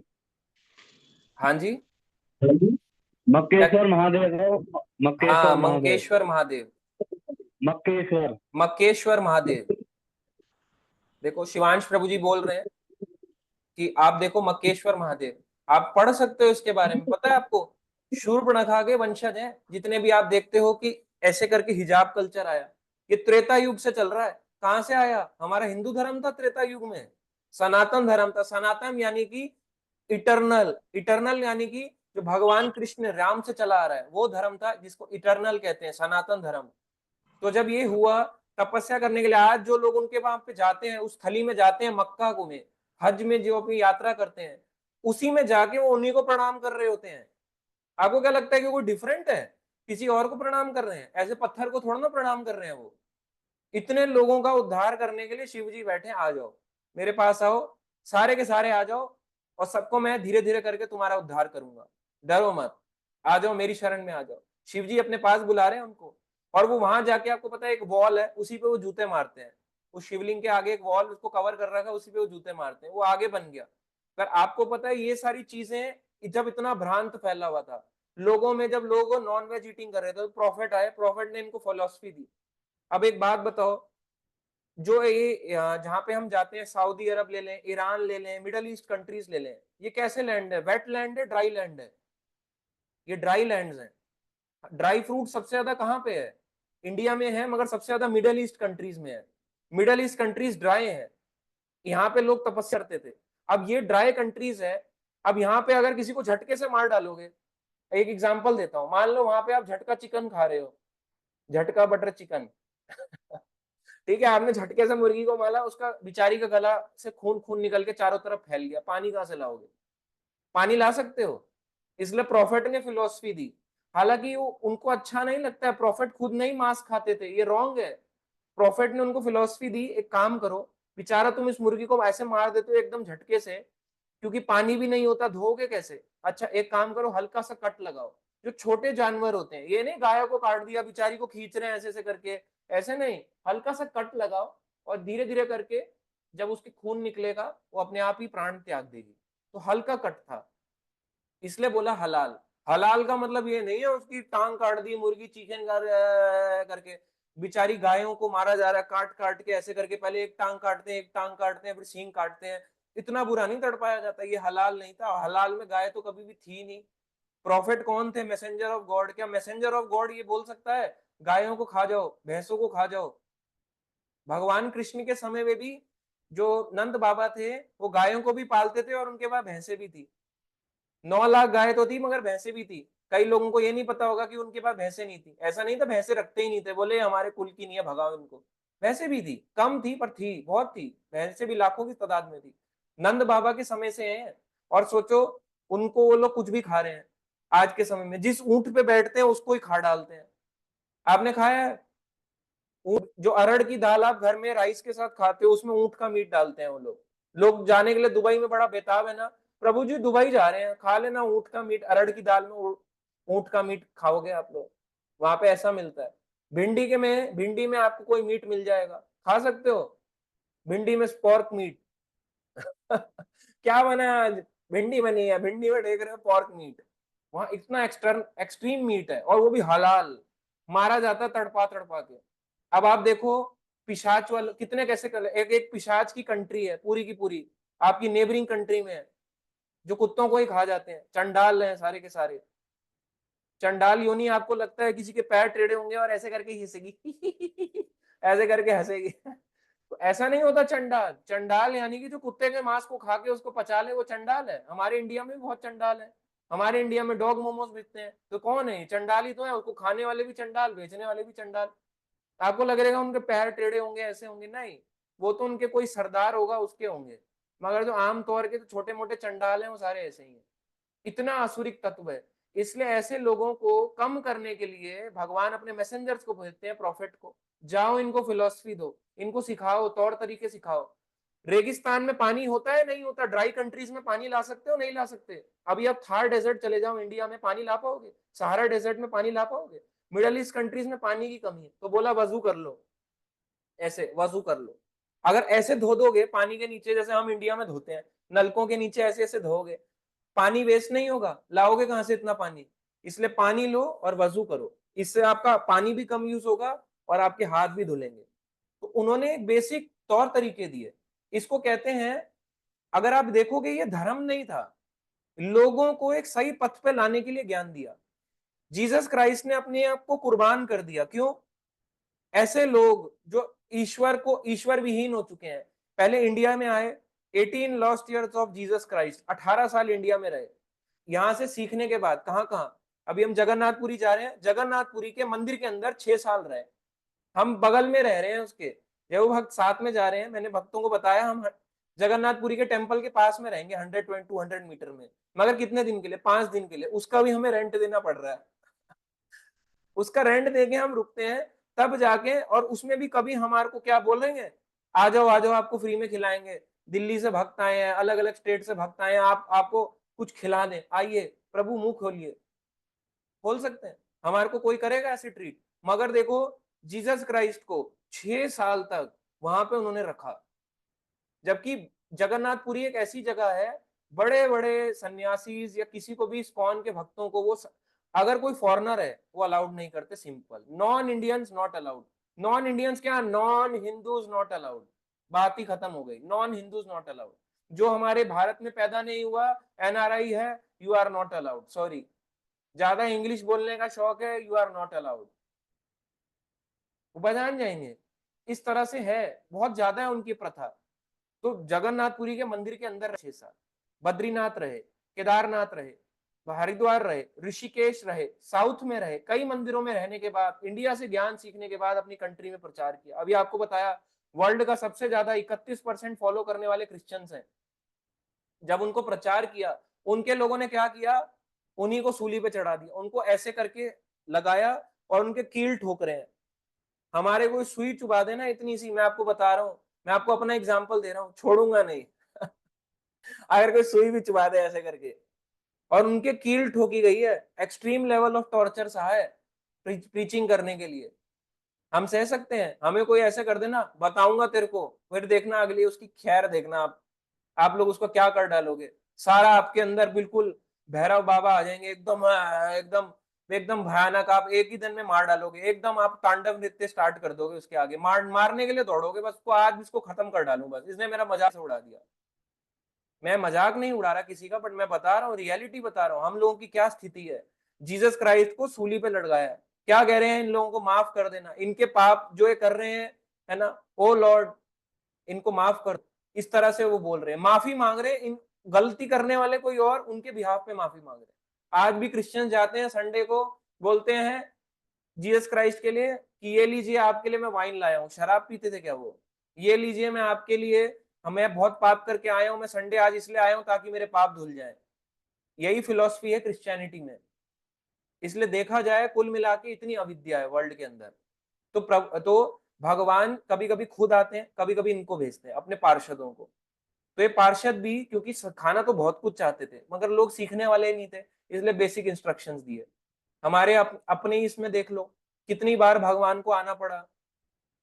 भगवान राम आए, शिक्षाएं हैं, पूरी रामायण है। कृष्ण आए, पांडव है, पूरी महाभारत है, उसके अंदर भगवत गीता है। कृष्ण लीलाएं हैं, तो कृष्ण लीला से रिलेटेड पूरी भागवतम है, भागवतम का पार्ट है कृष्ण लीला, मगर भागवतम है, पूरा ज्ञान है। कृष्णा बुक है, प्रभुपाद जी ने कहा कुछ नहीं पढ़ सकते ये लोग, कृष्णा बुक पढ़ो हिंदी में, वो भी नहीं पढ़ने का टाइम ही नहीं है। और उसके बाद भगवान ने कितनी बार शिक्षाएं दी अलग अलग रूपों में। भगवान कभी दत्तात्रेय अवतार में आते हैं, कभी शिव जी के रूप में पार्वती को उपदेश दे रहे हैं। उपदेश उपदेश उपदेश, बार बार यही बोला जा रहा है, सीखो सीखो सीखो, मनुष्य जीवन नहीं तो व्यर्थ चला जाएगा। तो इसलिए भगवान ये कार्य करते हैं, अविद्या को मिटाने आते हैं, बार बार आते हैं कि लोगों को अविद्या के जाल से निकालो, माया के जाल से निकालो। आगे बढ़ेंगे हम। तो ये है इस पैराग्राफ को, बाकी आप खुद थोड़ा बहुत रीड कर सकते हैं, आपको यहाँ पे क्लियर होगा, नहीं तो क्वेश्चन पूछ सकते हैं उससे रिलेटेड। इंद्रिय तृप्ति के लिए भौतिक विज्ञान की प्रगति अर्थात अविद्या का मार्ग बारंबार जन्म मृत्यु मृत्यु का मार्ग है। आध्यात्मिक अस्तित्व में जीव की जन्म या मृत्यु नहीं होती। तो यहां पे बताया गया है, अगर आप केवल भौतिक ज्ञान लोगे, ये आपका जन्म मृत्यु में बांधा रखेगा। आपको क्या, अंत समय में मान लो कोई बहुत बड़ा एक रिच पर्सन था, बहुत बड़ा उसको ज्ञान था, कोई भी हो गया, बड़ा साइंटिस्ट था, क्या वो पहुंच पाएगा भगवान के धाम को? बोल सकता है मैं भगवान के धाम जाऊंगा, I can enter into Golok, I can enter into Vaikuntha, मैं वैकुंठ जाऊंगा, मैं गोलोक जाऊंगा, कोई गारंटी नहीं दे सकता। केवल एक भगवान कृष्ण ही है, उनके भक्त ही हैं जो आपको उस राह पे चला सकते हैं। आप ही हो, आपके शास्त्र ही हैं, भगवान ही है जो आपको उस रास्ते पे ले जा सकते हैं। अगर हम इसको नहीं पकड़ते तो हमसे बड़ा मूर्ख कोई नहीं है। अगर हम आध्यात्मिक ज्ञान के रास्ते में नहीं जुड़ते तो हम बहुत सौभाग्यशाली हैं। अपने आप को थैंकफुल मानो कि वर्ल्ड में इतने सारे लोग जो तड़प रहे हैं, उन लोगों को कुछ नहीं आता और हम लोगों पे भगवान ने इतनी कृपा करी है, इतनी कृपा करी है, भगवान ने अटूट कृपा करी हुई है हमारे ऊपर कि हम लोगों को भक्ति में ला रहे हैं और आध्यात्मिक ज्ञान को सीखने का चांस दे रहे हैं। आगे बढ़ेंगे नेक्स्ट पैरा में। अतः विद्या अर्थात दिव्य ज्ञान की संस्कृति मनुष्य के लिए अनिवार्य है। प्रभुपाद जी के ये नहीं बोल रहे यानी कि करो ना करो, अनिवार्य है। दिव्य ज्ञान की संस्कृति अनिवार्य है, इंपॉर्टेंट है। रुग्ण भौतिक दशा में इंद्रिय भोग को जहां तक संभव हो नियंत्रित रखना चाहिए।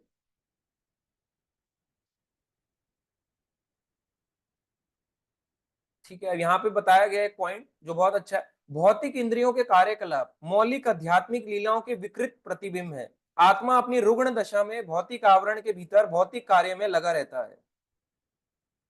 इसका मतलब क्या है? इसका मतलब आपको बताते हैं, और यहाँ पे पहले इस पैराग्राफ में यहाँ पे पढ़ेंगे। भौतिक रोग को बढ़ाना ज्ञान का संकेत नहीं है, अपितु अविद्या या अज्ञान का सूचक है। अच्छे स्वास्थ्य के लिए मनुष्य को अपने शरीर का ताप 105 से 107 अंश डिग्री तक नहीं बढ़ाना चाहिए, अपितु सामान्य ताप 98.6 98.6 अंश तक रखना चाहिए। ऐसा क्यों बोला प्रभुपाद जी ने? मान लो ये भौतिक जगत है, मान क्या लो है ही भौतिक जगत में, एग्जाम्पल के तौर पे बताया गया, प्रभुपाद जी ने बताया एक टेम्परेचर से इसको कंपैरिजन किया है। एक व्यक्ति होता है 98.6 उसका नॉर्मल टेम्परेचर है, या 98 उसका बॉडी टेम्परेचर नॉर्मल है, ठीक है। 98 फ़ारेनहाइट, सेल्सियस होगा तो जल जाओगे, फ़ारेनहाइट 98 डिग्री एफ। तो 98 एक आम बॉडी टेम्परेचर होता है। बुखार नापते हो नहीं नापते? 98 आता है नहीं आता? बोलते ऐसे ऐसे करके हिलाते हो, ऐसे ऐसे करके, फिर उसको मुंह में लगाते हो, फिर चेक करते हो मरकरी कितना जा रहा है, ये डिजिटल है, डिजिटल में कितना दिखा रहा है, चेक करते हो या नहीं करते? तो और बुखार बनाने का मन करता है क्या? किसका करता है? अपने दोनों हाथ उठा के बताए कि मेरा बॉडी का तापमान बढ़ाने का मन करता है, मैं चाहता हूं, मैं बीमार पड़ा रहा हूं सालों साल, एक भी नहीं मिलेगा, एक भी नहीं। और एक भी नहीं मिल रहा है तो आपको सोचो, जब हम इस भौतिक संसार में हैं, इस भौतिक संसार में जन्म मृत्यु जरा व्याधि, ये चार चीजों ने हमें बुरी तरह जकड़ा हुआ है, और हम जानते हैं अविद्या हमारे को खींच लेगी दोबारा से इस जन्म मृत्यु की साइकिल में, इस साइकिल में घुमाएगी, बार बार बार बार बार बार 84 लाख योनियों में घूमते रहोगे, अगर हम विद्या में नहीं, सही रूप से विद्या नहीं लेंगे तो, या उसको फॉलो नहीं करेंगे तो। अब व्यक्ति बोले मैं ना बीमारी ठीक हूं, मजा आता है बार बार जन्म मृत्यु लेने में, मुझे बड़ा मजा आता है बीमार हो जाऊं, मुझे बड़ा मजा आता है बूढ़ा हो जाऊं। कौन नहीं चाहता जवान हो जाए? आप सब बूढ़े होना चाहते हैं? कौन कौन है? अपना हाथ उठाओ जो बोलता है मैं बूढ़ा होना चाहता हूँ। एक व्यक्ति बताओ मुझे जो बोलता है मैं बूढ़ा होना चाहता हूँ। एक व्यक्ति बताओ जो बोलना चाहता है कि मैं बीमार होने में बहुत खुश रहता हूँ, होना चाहता है? तो ऐसे ही अविद्या है। आपको पता है कि क्या करने से आपका बुखार बढ़ जाएगा। 98.6 डिग्री जो आपका नॉर्मल बॉडी टेम्परेचर है, 98 डिग्री, ये आपका अगर 105 106 पहुंच जाए आप परेशान रहोगे। तो आप अपना बुखार नहीं बढ़ाते, आप उसके लिए प्रिपेयर करते हो, दवाइयां लेते हो, मेडिसिन लेते हो कि मेरा बुखार ना बढ़े, एक्सरसाइज करते हो, फिजिकली फिट रहते हो, मगर अपने बीमारी को नहीं आने देते, अपने बीमारी को, बुखार को नहीं बढ़ने देते। और वहीं भगवान की बात है, अरे जन्म मृत्यु किसने देखा, जन्म मृत्यु, हम तो ऐसी खुश हैं, बार बार जन्म मिले, बार बार मृत्यु मिले, बहुत मजा आ रहा है इस संसार में, बहुत आनंद है परिवार में, बहुत सुख भोग मिल रहा है इस संसार में, बहुत ही आनंद है। जो ऐसी सोच रखता है उससे बड़ा मूर्ख कोई नहीं है। ये पूरी तरह विद्या के जाल में है। बोल भी रहे हैं महाप्रसादे गोविंदे नमो ब्राह्मणे वैष्णवे स्वल्प पुण्यवतम राजन विश्वसो नव जायते शरीर विद्या जाल। बोल भी रहे हैं जड़ेन्द्रिया ताहे काल। अरे बोल भी रहे हैं शरीर अविद्या का जाल है, मान नहीं रहे। प्रभुपाद ने बोला कि ये प्रसाद की प्रार्थना है, ये भोग का मंत्र नहीं है, प्रसाद की प्रार्थना है। यानी आपके थाली में आ गया, प्रसाद रखा है, महाप्रसाद गोविंद, अब आप बोल रहे हो, बोल भी रहे हो शरीर विद्या जाल और बोल रहे, और एक तरफ शरीर मान भी नहीं रहे कि अविद्या, हम अविद्या के संसार में फंसे हुए हैं। आपको घेर रहा है अविद्या, आप फोन में देख रहे हो, आपको अविद्या ने घेर लिया, व्हाट्सएप आया है ना, व्हाट्सएप में कुछ उटपटांगा आ गया, आपको घेर लिया विद्या ने। विद्या आपने ली, कितनी ली? स्टेटस विद्या ली, किसने क्या स्टेटस लगाया, किसका कितना अच्छा लग रहा है, कितनी बार इन्होंने रिपीट किया स्टेटस में। इसलिए स्टेटस से बाहर आना पड़ेगा, रियलिटी, अपने रियल स्टेटस पे काम करो। व्हाट्सएप स्टेटस पे काम कर रहे हैं हम अपना ज्यादा, रियल स्टेटस पे करोगे तो इस स्टेटस को लगाने का ज्यादा समय नहीं बचेगा आपके पास। इसलिए हमें रियल लाइफ में जीना है। रियल लाइफ और रियल लाइफ में डिफरेंस है। कई भक्त लोग रियल लाइफ की ओर को आकृष्ट हो जाते हैं, ये वाले कितने अच्छे लग रहे हैं, ये वाले बड़ा दान पुण्य करते हैं, और वो आपको नहीं पता पीछे पीछे कितने खराब होते हैं। कई बार लोग ऐसे भक्तों को भी फॉलो करते हैं जिनको नहीं जानते, बड़ा अच्छा लग रहा है इनकी रील देख के, आप उनको फॉलो कर सकते हो, मोटिवेशन ले सकते हो, मगर जब तक आपका पर्सनल कनेक्शन नहीं है, आप उनको एज अ मोटिवेशन लेके अपनी मोटिवेट तो हो पाओगे मगर ग्रो नहीं कर पाओगे। समझ रहे हो?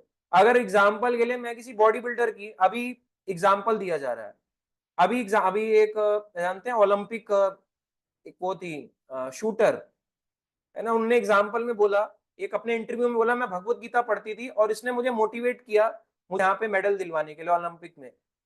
उन्होंने बोला तो आप इनके क्या, आप ग्रो हो गए, आपकी भक्ति ग्रो हो गई, आप मोटिवेट हुए। तो ऐसे इंसिडेंट्स या ऐसे जिनको आप सुनते हैं हम यूट्यूब में रैंडम वीडियो, ये हमें मोटिवेट करेंगी, ग्रो करेगा। सिस्टमेटिकली हम सीख क्या रहे हैं, इसलिए लोग सिस्टमेटिक प्रीचिंग को नहीं सीखना चाहते, अपने अकॉर्डिंगली चलना चाहते हैं, ये सिखाओ ये सिखाओ ये सिखाओ, तो फिर ऐसे ही चलता रहेगा। शरीर अविद्या जाल, चलता भी रहेगा और मानेंगे भी नहीं। तो विद्या चाहिए तो ज्ञान लेना पड़ेगा, अपने कान, इस कान को प्रभुपाद जी की वचनों को देना पड़ेगा आपको, कि प्रभुपाद जी क्या चाहते हैं। हम नहीं चाहते, प्रभुपाद जी चाहते हैं, नहीं तो आप चाहोगे प्रभु जी चाहते हैं मेरे से कुछ, मैं क्यों चाहूंगा आपसे, मैं तो खुद, हम तो कह रहे हैं हम तो खुद फंसे हुए संसार में, हम कौन होते हैं चाहने वाले, हम तो खुद निकलना चाहते हैं। मगर हम चाहते हैं कि आप इस मार्ग में चलो, क्योंकि हम पढ़ रहे हैं तो हमें क्लियर हो रहे हैं, अरे प्रभुपाद जी ने तो बहुत अलग बात लिखी है, हम तो इसको फॉलो ही नहीं कर पा रहे। इसलिए अविद्या से बाहर निकलना है हमारे को।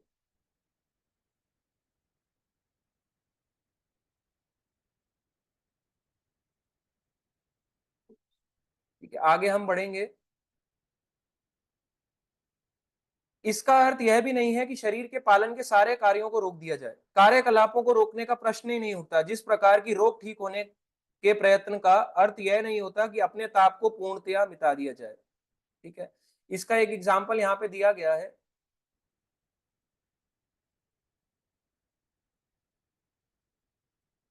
सामान्य ताप को, ये हमने पढ़ लिया।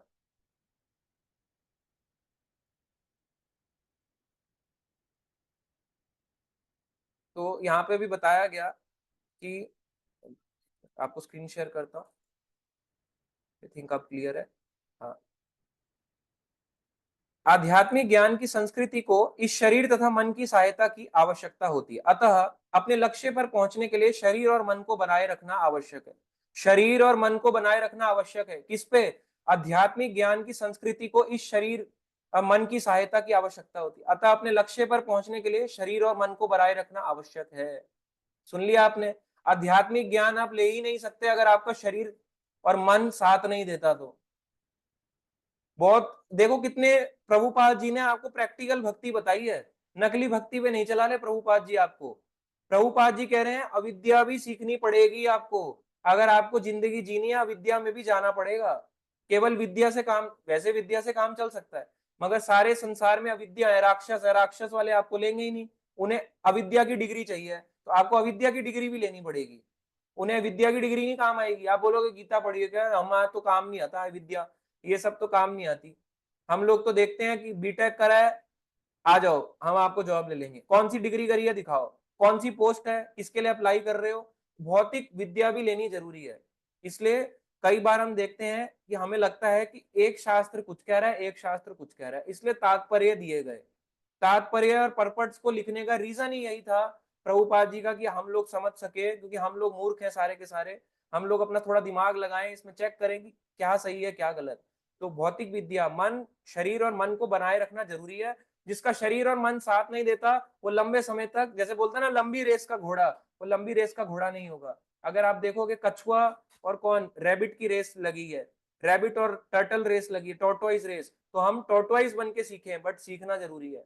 धीरे धीरे सही, रैबिट की तरह भागोगे आगे जाके सो गए, चलो सो जाता हूँ थोड़ी देर आराम कर लेता हूँ, ऐसे करके आराम फरमा लेता हूँ, पता चलेगा कि थोड़ा सा ही डिस्टेंस था और कोई और हमारे से आगे निकल गया। तो ये रैबिट रेस या रैट रेस नहीं है, आराम से बढ़ो टॉर्टोइज की तरह, कोई दिक्कत नहीं है। मगर ऐसा ना हो कि बढ़ना छोड़ दो, अपने शरीर और मन दोनों को साथ रखो। वो कैसे होगा? जब दोनों तरह की विद्या को आप लोगे। बहुत ज्यादा आध्यात्मिक रहोगे, इसको छोड़ ही डालोगे, तो वैराग आप, ये वैराग आपका आ तो जाएगा, मगर क्योंकि माया बड़ी प्रबल है, दिखा देगी। आप कितनी तपस्या कर रहे होगे, अचानक से एक फोटो आएगी, फोटो देखोगे, अरे देखो कितनी सुंदर है ये माता जी, कितना प्यारा इन्होंने तिलक लगाया है, क्या लग रही है साड़ी में, सूट में, जब भी जाती हैं वो। छोड़ो भक्ति भक्ति, मैं तो पहले ही सोचता था शादी कर लूं, बच्चे कर लूं, कहाँ फंस गया मैं इस संसार में। तो विद्या विद्या सीखना पड़ेगा आपको, दोनों को बैलेंस करके चलना पड़ेगा, इसलिए गाइडेंस हमारे को जरूरी है। अभी हम इसके बाद क्वेश्चंस लेंगे जिनके सभी के हैंड रेस है। भारत के साधु, आगे हम पढ़ेंगे, आप पढ़ सकते हैं। इंद्रिय तृप्ति की ओर उन्मुख प्रवृत्ति के द्वारा किए जा रहे रुग्ण मानवीय कार्यकलापों का नियम वेदों में मोक्ष के सिद्धांतों के अंतर्गत किया गया। इस पद्धति में धर्म, आर्थिक विकास, इंद्र तृप्ति तथा मोक्ष का उपयोग होता है। लेकिन आज के समय लोगों में धर्म या मोक्ष के प्रति बिल्कुल रुचि नहीं है। देखो ये यहाँ पे प्रभा जी कह रहे हैं जीवन में उनका एक ही लक्ष्य है, इंद्र तृप्ति, और इस लक्ष्य की पूर्ति के लिए वे आर्थिक विकास की योजना बनाते हैं। इस प्रकार मृत्यु के पश्चात स्वर्ग में भी इंद्रिय तृप्ति को सुनिश्चित बनाए रखने के लिए कोई ना कोई धार्मिक कर्म कांड पड़ती रहती है, किंतु धर्म का प्रयोजन यह नहीं है। धर्म का प्रयोजन स्वर्ग जाना नहीं है। धर्म का मार्ग वास्तव में आत्म साक्षात्कार के लिए है और आर्थिक विकास शरीर को सुचारू एवं स्वस्थ बनाए रखने के लिए। मनुष्य को विद्या या वास्तविक ज्ञान की अनुभूति के लिए जो मनुष्य जीवन का लक्ष्य है, स्वस्थ मन से स्वस्थ जीवन बिताना चाहिए। यह जीवन गधे की तरह काम में जुटे रहने या इंद्रिय तृप्ति की या विद्या की अनुशीलन करने के लिए नहीं मिला है। कैसे बिताएंगे? प्रभुपाद जी कह रहे हैं मनुष्य को विद्या या वास्तविक ज्ञान की अनुभूति के लिए मनुष्य जीवन का लक्ष्य स्वस्थ मन, हेल्दी माइंड होना चाहिए, से स्वस्थ जीवन बिताना चाहिए। Healthy mind leads to healthy body. आप साइंस में पहले पढ़ते होंगे बचपन में, healthy mind is healthy body. अगर आपका मन साफ होगा, मन हेल्दी होगा, आपका शरीर में हेल्दी होगा। ये कोई ऐसा नहीं है हम लोग बोल रहे हैं, जैसे अभी एक कथावाचक थे, उन्होंने बोल दिया आपको पता है ये वाला एप्पल किसने खाया? नीम करौली बाबा थे, उन्होंने एप्पल को खाया और ये एप्पल कंपनी बन गई। स्टीव जॉब्स उनके पास आए थे, तो न्यूज वालों ने उनको एक्सपोज कर डाला। बोले जब ये आए थे, इन बाबा के पास आए थे, तो ये तो पहले ही देहांत हो गया था, पहले ही इनकी मृत्यु हो गई थी, तो आए कब? 19, उन्होंने बोला, एक एग्जांपल दिया, जैसे मान लो 2024 चल रहा है, 2024 में ही देहांत हो गया और वो आए हैं 2025 में, तो मिलने किससे? बोले स्टीव जॉब जो थे, एप्पल की कंपनी, उनको पता नहीं था एप्पल का साइन क्या रखना है। इन बाबा ने जब इंडिया में उस एप्पल को खाया, इस तरह से एप्पल की कंपनी बन गई। आप देखो कितना, मतलब आप कहोगे ऐसा भी होता है क्या? कथावाचक ऐसी ही बात करते हैं? बिल्कुल करते हैं। अभी मैंने कथा में भी देखा, इतनी भयानक, मैं इसलिए भक्तों को बोलता हूं जो आप सुन रहे हो ध्यान रखो। जैसे उन्होंने बोला, जैसे आप देखते हो, मैं किसी का नाम नहीं लूंगा, एक सिद्धि बाबा है, उन्होंने बहुत क्लियरली बोला, उन्होंने बोला कि उन्होंने थोड़ी, उनकी लैंग्वेज आप जानते होंगे, सिद्धि बाबा की जिनकी हम बात कर रहे हैं, उन्होंने एक का नाम लेते हुए बोला, ठीक है, उन्होंने बोला कि ये वाले जो हैं, ये वाले कथावाचक आजकल जो हैं, आजकल कैसे कथा करते हैं? रामायण में राम जी का वनवास आया, राम जी चले 14 साल वन को, और जैसे ही चलने लगते हैं और एकदम से पीछे से ट्यून बजने लगती है, क्या टेढ़े टेढ़े टेढ़े टेढ़े टेढ़े, ऐसे करके ट्यून बजने लगती है। और ट्यून बजने लगती है तो क्या होता है, कथावाचक को अब रोके दिखाना है, पब्लिक बैठी है, दो रुमाल रखता है, लाल वाले रुमाल से ऐसे लिया, ऐसे करके पहुंचा लाल रुमाल से, और उसमें लगा था विक्स। विक्स जब यहां लगा दोगे तो उससे आंसू आएंगे। जब आंसू आने लगे, राम जी चले वन को, दशरथ के प्राण निकल रहे हैं, दशरथ क्या रहे, राम मेरे बेटे, राम मेरे पुत्र, ऐसे करके पुत्र वियोग में दशरथ बेचारे, और दूसरा रुमाल उठाया व्हाइट कलर का, ये देखिए दूसरे रुमाल से इन्होंने साफ भी कर दिया, व्हाइट रुमाल से दिखाया कि हमारे जो आंसू थे वो अब पहुंच दिए गए। एक रुमाल, दो रुमाल क्यों रखेगा वो? एक रुमाल कलर्ड रुमाल में विक्स दिखती नहीं, एक रुमाल व्हाइट, उसमें आंसू दिखेंगे कि कितने मगरमच्छ के आंसू रोए हैं। बड़ा भयानक है, मैं आपको बताऊं, थोड़ा हार्श है, बड़ी कठोर है लैंग्वेज, मगर बहुत खतरनाक है। आप जिनको सुन रहे हैं यूट्यूब में, ब्लाइंड फेथ नहीं होना चाहिए, किसी के प्रति ब्लाइंड फेथ नहीं होना चाहिए। जो आप कहोगे अरे इन बाबा जी में कितना भाव है ना, बड़े भाव वाले लग रहे हैं, इन प्रभु जी में कितना भाव है ना, राग है, ऐसे ऐसे करके कीर्तन करते हैं, ऐसे ऐसे मुंडी हिलाते हैं। अरे आप नहीं जानते, पीठ पीछे आपको नहीं पता क्या है। हर किसी को प्रभुपाद जी महाराज मत समझो, शुद्ध भक्त भी हैं। अगर शुद्ध भक्तों का आप चाहते हो, इनका हमें स्पर्श मिले, कुछ शुद्ध भक्त की कृपा मिले, जाओ ट्रैवल करो, ढूंढो। किसने नहीं करा ट्रैवल? ध्रुव ने जंगल में गए तो उनको नारद मुनि आए, बोले क्या कर रहे हो जंगल में? बोले मैंने सोचा है भगवान जंगल में मिलते हैं, तो उन्होंने तपस्या करी। प्रहलाद को नारद मुनि ने शिक्षा दी, शिक्षा लेंगे तो होगा, ऐसे थोड़ा ना अपने आप ही ऐसे करके कोई रो रहा है, अपने एक रुमाल से रो रहा है, दूसरे वाइट से पहुंच दे रहा है। बड़ी भयानक कथाएं होती हैं आजकल। इसलिए आप क्या सुन रहे हो, क्या कर रहे हो, बहुत इसलिए अपने आप को बचाए रखना चाहिए। Healthy mind leads to healthy body. अपने माइंड को स्वस्थ रखो, शास्त्र पढ़ो, सही रूप से जहां ज्ञान मिल रहा है वहां सीखो, जहां आपके प्रश्नों के उत्तर मिल जाए वहां जुड़ जाओ। यहाँ मुझे लगता है कि हाँ, यहाँ मेरे को मेरे क्वेश्चन के आंसर मिलते हैं, सही रूप से मिलते हैं, और ये लिखा भी है, ये मुझे प्रूफ के साथ देते हैं, विद प्रूफ। मैं नहीं पढ़ रहा तो मेरी गलती है, पर उन्होंने मुझे प्रूफ दिया, यहाँ पे लिखा है, तो बस मुझे मान लेना चाहिए। बस मैं इनकी बात सत्य मानता हूँ, राम का नाम सत्य है, हरि का नाम सत्य है, ये मान के फिर हमें एक्सेप्ट करना चाहिए। और अपना आपका मन स्वस्थ रहेगा तो शरीर अच्छा रहेगा, नहीं तो पछताते रहेंगे।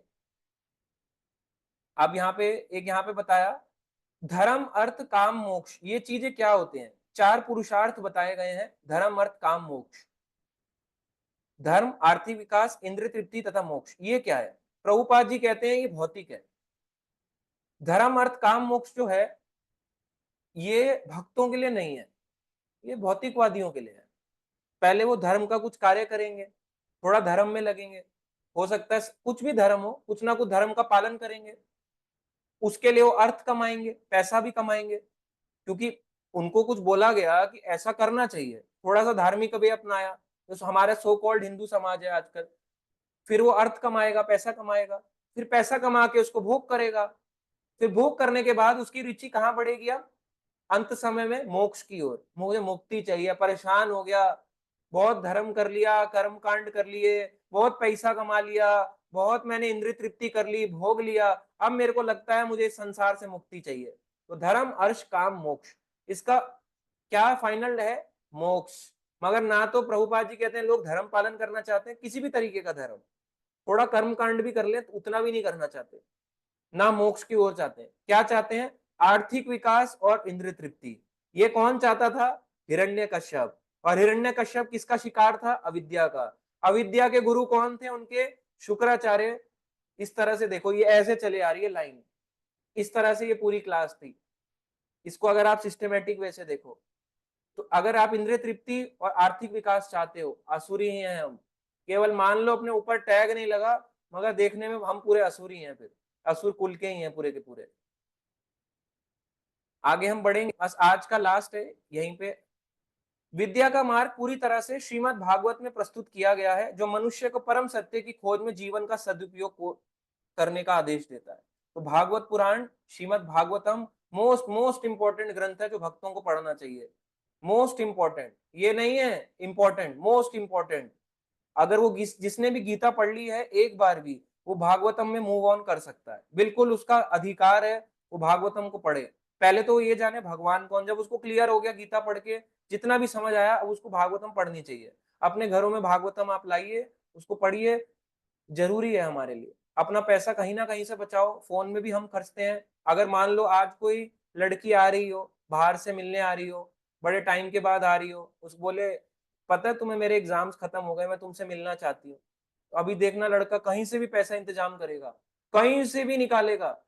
आप क्या हो गए, प्रभु जी आपको ये सब कैसे पता? अरे हम भी तो ऐसी कल्चर से आए हैं, हमको ऐसे थोड़ना है कि सन, मैं बात कर रहा हूँ सन 1662 की, मैं ऐसे थोड़ा ना बात कर रहा हूँ, हम भी अभी 2024 में। लड़का लाएगा, बोलेगा अच्छा क्या बताओ आज कहाँ जाना है, कहेगी आज ना डेट पे चलते हैं, और आपको फिर लेके जाएंगे, या लड़का लड़की लड़का को बोलेगा, या लड़का लड़की को बोलेगा आज चलते हैं, फिर वो जाएंगे, फिर पैसे खर्चेंगे, बोलो बताओ अपनी ऑर्डर का। हाँ ऐसे एक्सक्यूज मी, वन क्या मोका मोका, वन टोका एंड वन टाको, इस पिज्जा बर्गर सब खा जाएंगे वहां के वहां, सारा का सारा वहां पे बेड़ा गर्क कर देंगे।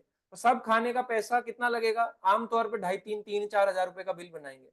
मॉकटेल कॉकटेल सब चलेगा, और उसके बाद 3-4 हजार रुपए का बिल बनाया, तब भी तो पैसे आए। और लोग बोलते भागवतम बड़ा महंगा है, इस्कॉन में भागवतम बड़ा महंगा है।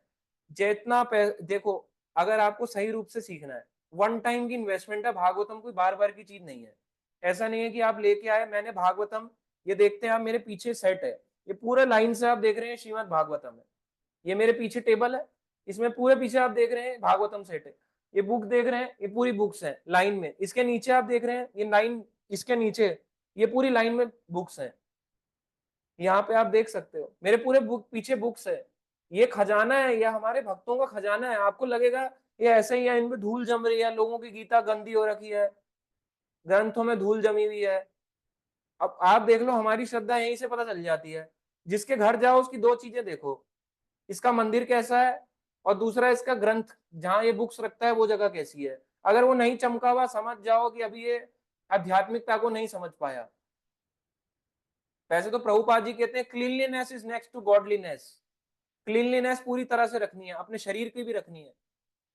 ऐसा नहीं कि हम गंदे हो रखे हैं, पर बेसिक हमारी सबसे इंपॉर्टेंट है।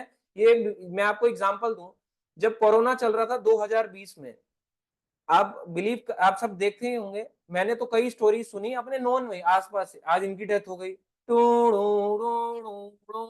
जगह जगह एम्बुलेंस आ रही है, जो जैसे बालकनी से झांक रहे हैं, एक मृत्यु, 2 गए, 3 गए, 4 गए, 5 गए, मुंडी हिलाते रहते थे पूरे दिन भर, करें क्या बोर होते रहते, डेथ काउंट करते रहते थे। इसको एक गेम बना लिया था टास्क, आज कितने लोग गए। मैं देखो, ये कईयों के जिनके घर में हुआ उनको दुख है, हमारे भी हुआ, कई रिलेशन में हमारे भी कितने रिलेटिव्स की हुई, पर क्या करें मजबूर। अब देखो, उस समय मैंने कॉल किया, कोई भागवतम नहीं मंगा रहा था, लोग मंगा रहे थे ऑनलाइन ऑर्डर में क्या आ जाए, बर्गर मिल जाए, पिज्जा मिल जाए, बाहर जाना हो नहीं पा रहा। और लोग मंगा रहे थे क्या, और मंगा रहे थे उल्टी पुल्टी की चीजें खाने की, अपने घर में आटा स्टोर कर रहे हैं, चीनी स्टोर कर रहे हैं, भर भर के आटा रख दिया, उसमें कीड़े लग गए, चावल रख दिया खराब हो गए। क्या करोगे इतने सबका, सब खराब ही तो हो गया, और मिल तब भी रहा था। 2 दिन बाद, 5 दिन, हफ्ते, 10 दिन के बाद सारी मार्केट वैसी की वैसी हो गई कि आप ऑनलाइन ऑर्डर कर लो। कई कंपनीज जो होती उन्होंने एप्स बना दी, 1 महीने के अंदर बड़ी बड़ी एप्स चल पड़ी सारी की सारी। कुछ कैमरा इश्यूज आ रहे हैं, मैं एक बार दोबारा कनेक्ट कर लेता हूँ।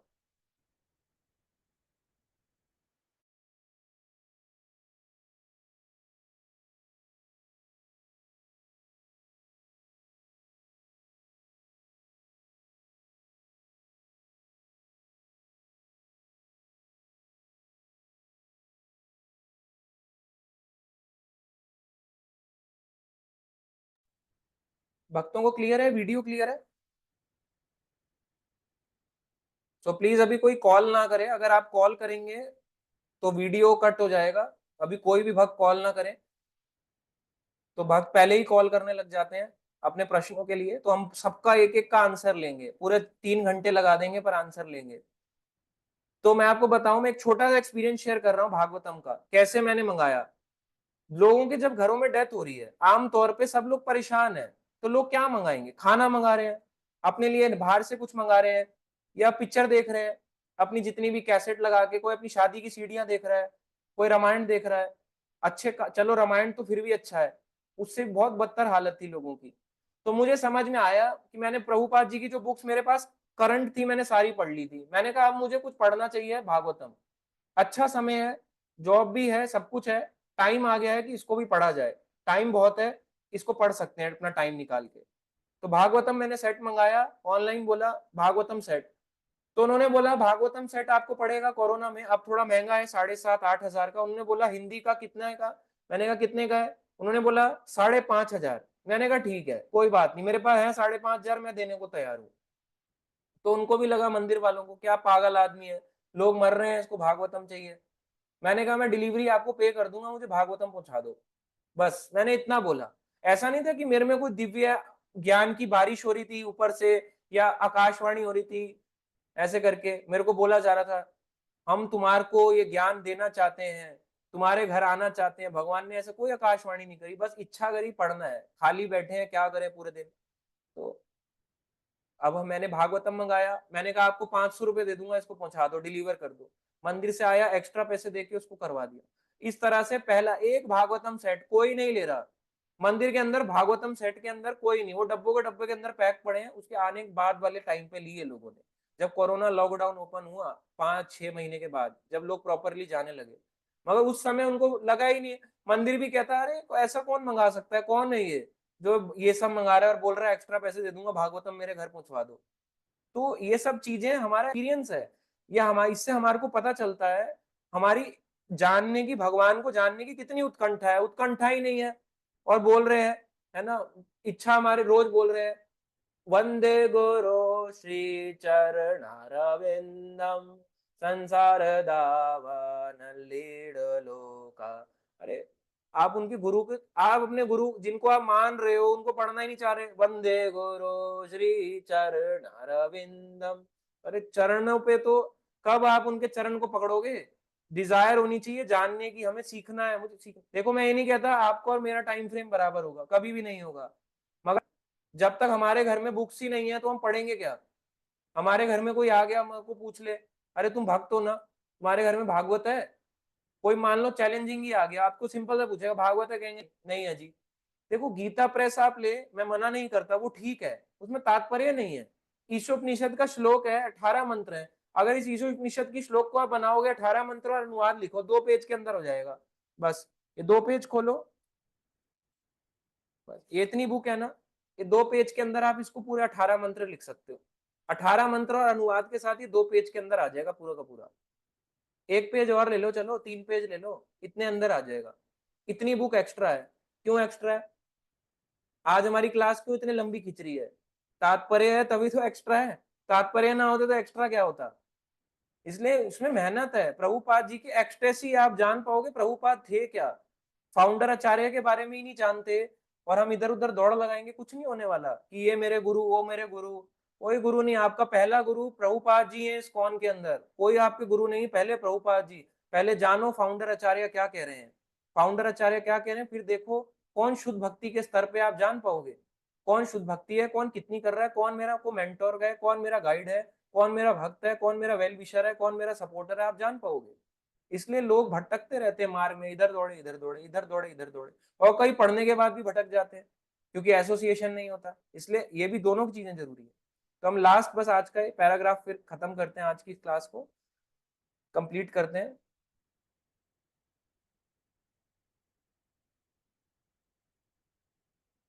विद्या के लक्ष्य का निश्चित मार्ग शील रूप गोस्वामी द्वारा अपनी पुस्तक भक्ति रसामृत सिंधु में वर्णित है, जिसे हमने अंग्रेजी में नेक्टर ऑफ डिवोशन के शीर्षक से प्रकाशित किया। लक्ष्य का, विद्या के लक्ष्य का निश्चित मार्ग, यानी कि भागवतम के बाद पढ़नी चाहिए भक्ति रसामृत सिंधु। अब जितने लोग पढ़ रहे हैं पूछो उनसे, जहां भक्ति रसामृत सिंधु क्लासेस हो रही हैं, इन्होंने पढ़ा हुआ है भागवतम, इसलिए लोग कंफ्यूज हैं। वो जो पढ़ रहे हैं उसमें शुद्ध भक्ति का ज्ञान है, और भागवतम वो बेसिक पढ़ नहीं रहे, भागवतम में भी शुद्ध भक्ति का है, मगर भागवतम में कई लीलाएं हैं ऐसी जो व्यक्ति समझ सकता है। डायरेक्ट नेक्टर ऑफ डिवोशन पढ़ेगा, हो सकता है एक आम भक्त को अजीब लगे उसकी जो बातें उसमें लिखी गई हैं।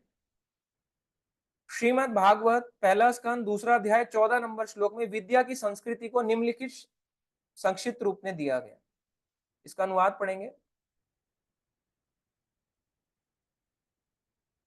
अतः मनुष्य को उन परम पुरुषोत्तम भगवान का निरंतर श्रवण, यशोगान, स्मरण तथा पूजन करना चाहिए जो भक्तों के रक्षक हैं। तो हमें इस तरह से अगर विद्या के मार्ग पे चलना है, भगवान का श्रवण, कीर्तन, स्मरण, इन चीजों पे लगा रहना पड़ेगा, लगा रहना पड़ेगा, प्रोसेस बाय प्रोसेस। समझ आए ना आए लगे रहो। स्कूल भी गए, कुछ समझ आ रहा था स्कूल के अंदर, नहीं आ रहा था, फिर भी फर्स्ट कर डाली, सेकंड कर डाली, 12वीं कर डाली, कॉलेज कर डाला, बाद में पता चला कोई काम नहीं आया। ये चीज आपके बहुत काम आने वाली है। जब आपको वक्त की मार पड़ेगी तो भगवान ही केवल आपके इकलौते एक व्यक्ति होंगे जो आपके काम आएंगे, कोई संसार में आपके काम नहीं आएगा, आपके हाथ वही थामे हुए होंगे। इसलिए विद्या के मार्ग पे चलना चाहिए। लोगों को भी बताना चाहिए अपनी विद्या को त्यागना नहीं है, विद्या को अपना लो, अविद्या को साथ साथ चलाओ, और दोनों को साथ साथ सीखते हुए तब इस संसार से आप मुक्त हो पाओगे। इस तरह से हमें गाइड करना चाहिए। यही भगवत गीता में भी बताया गया, 3rd चैप्टर में 3.26 भगवत गीता में यही बताया गया कि कुछ छोड़ना नहीं है, उसको जोड़ना है धीरे धीरे करके। आप पढ़ेंगे तीसरा अध्याय 26, 27, 28, 29 नंबर श्लोक, गीता में बताया गया किसी को विचलित नहीं करना है उसके मार्ग से। तो ये था ईशोपनिषद की क्लास का। अब हम कुछ क्वेश्चंस को लेंगे। पहले हम किसका हैंड रेज है देखते हैं। तो गीतांजलि माता जी का था हैंड रेज, तो क्वेश्चन उनका लेते हैं पहले। हरे कृष्णा माता जी, आपका क्वेश्चन।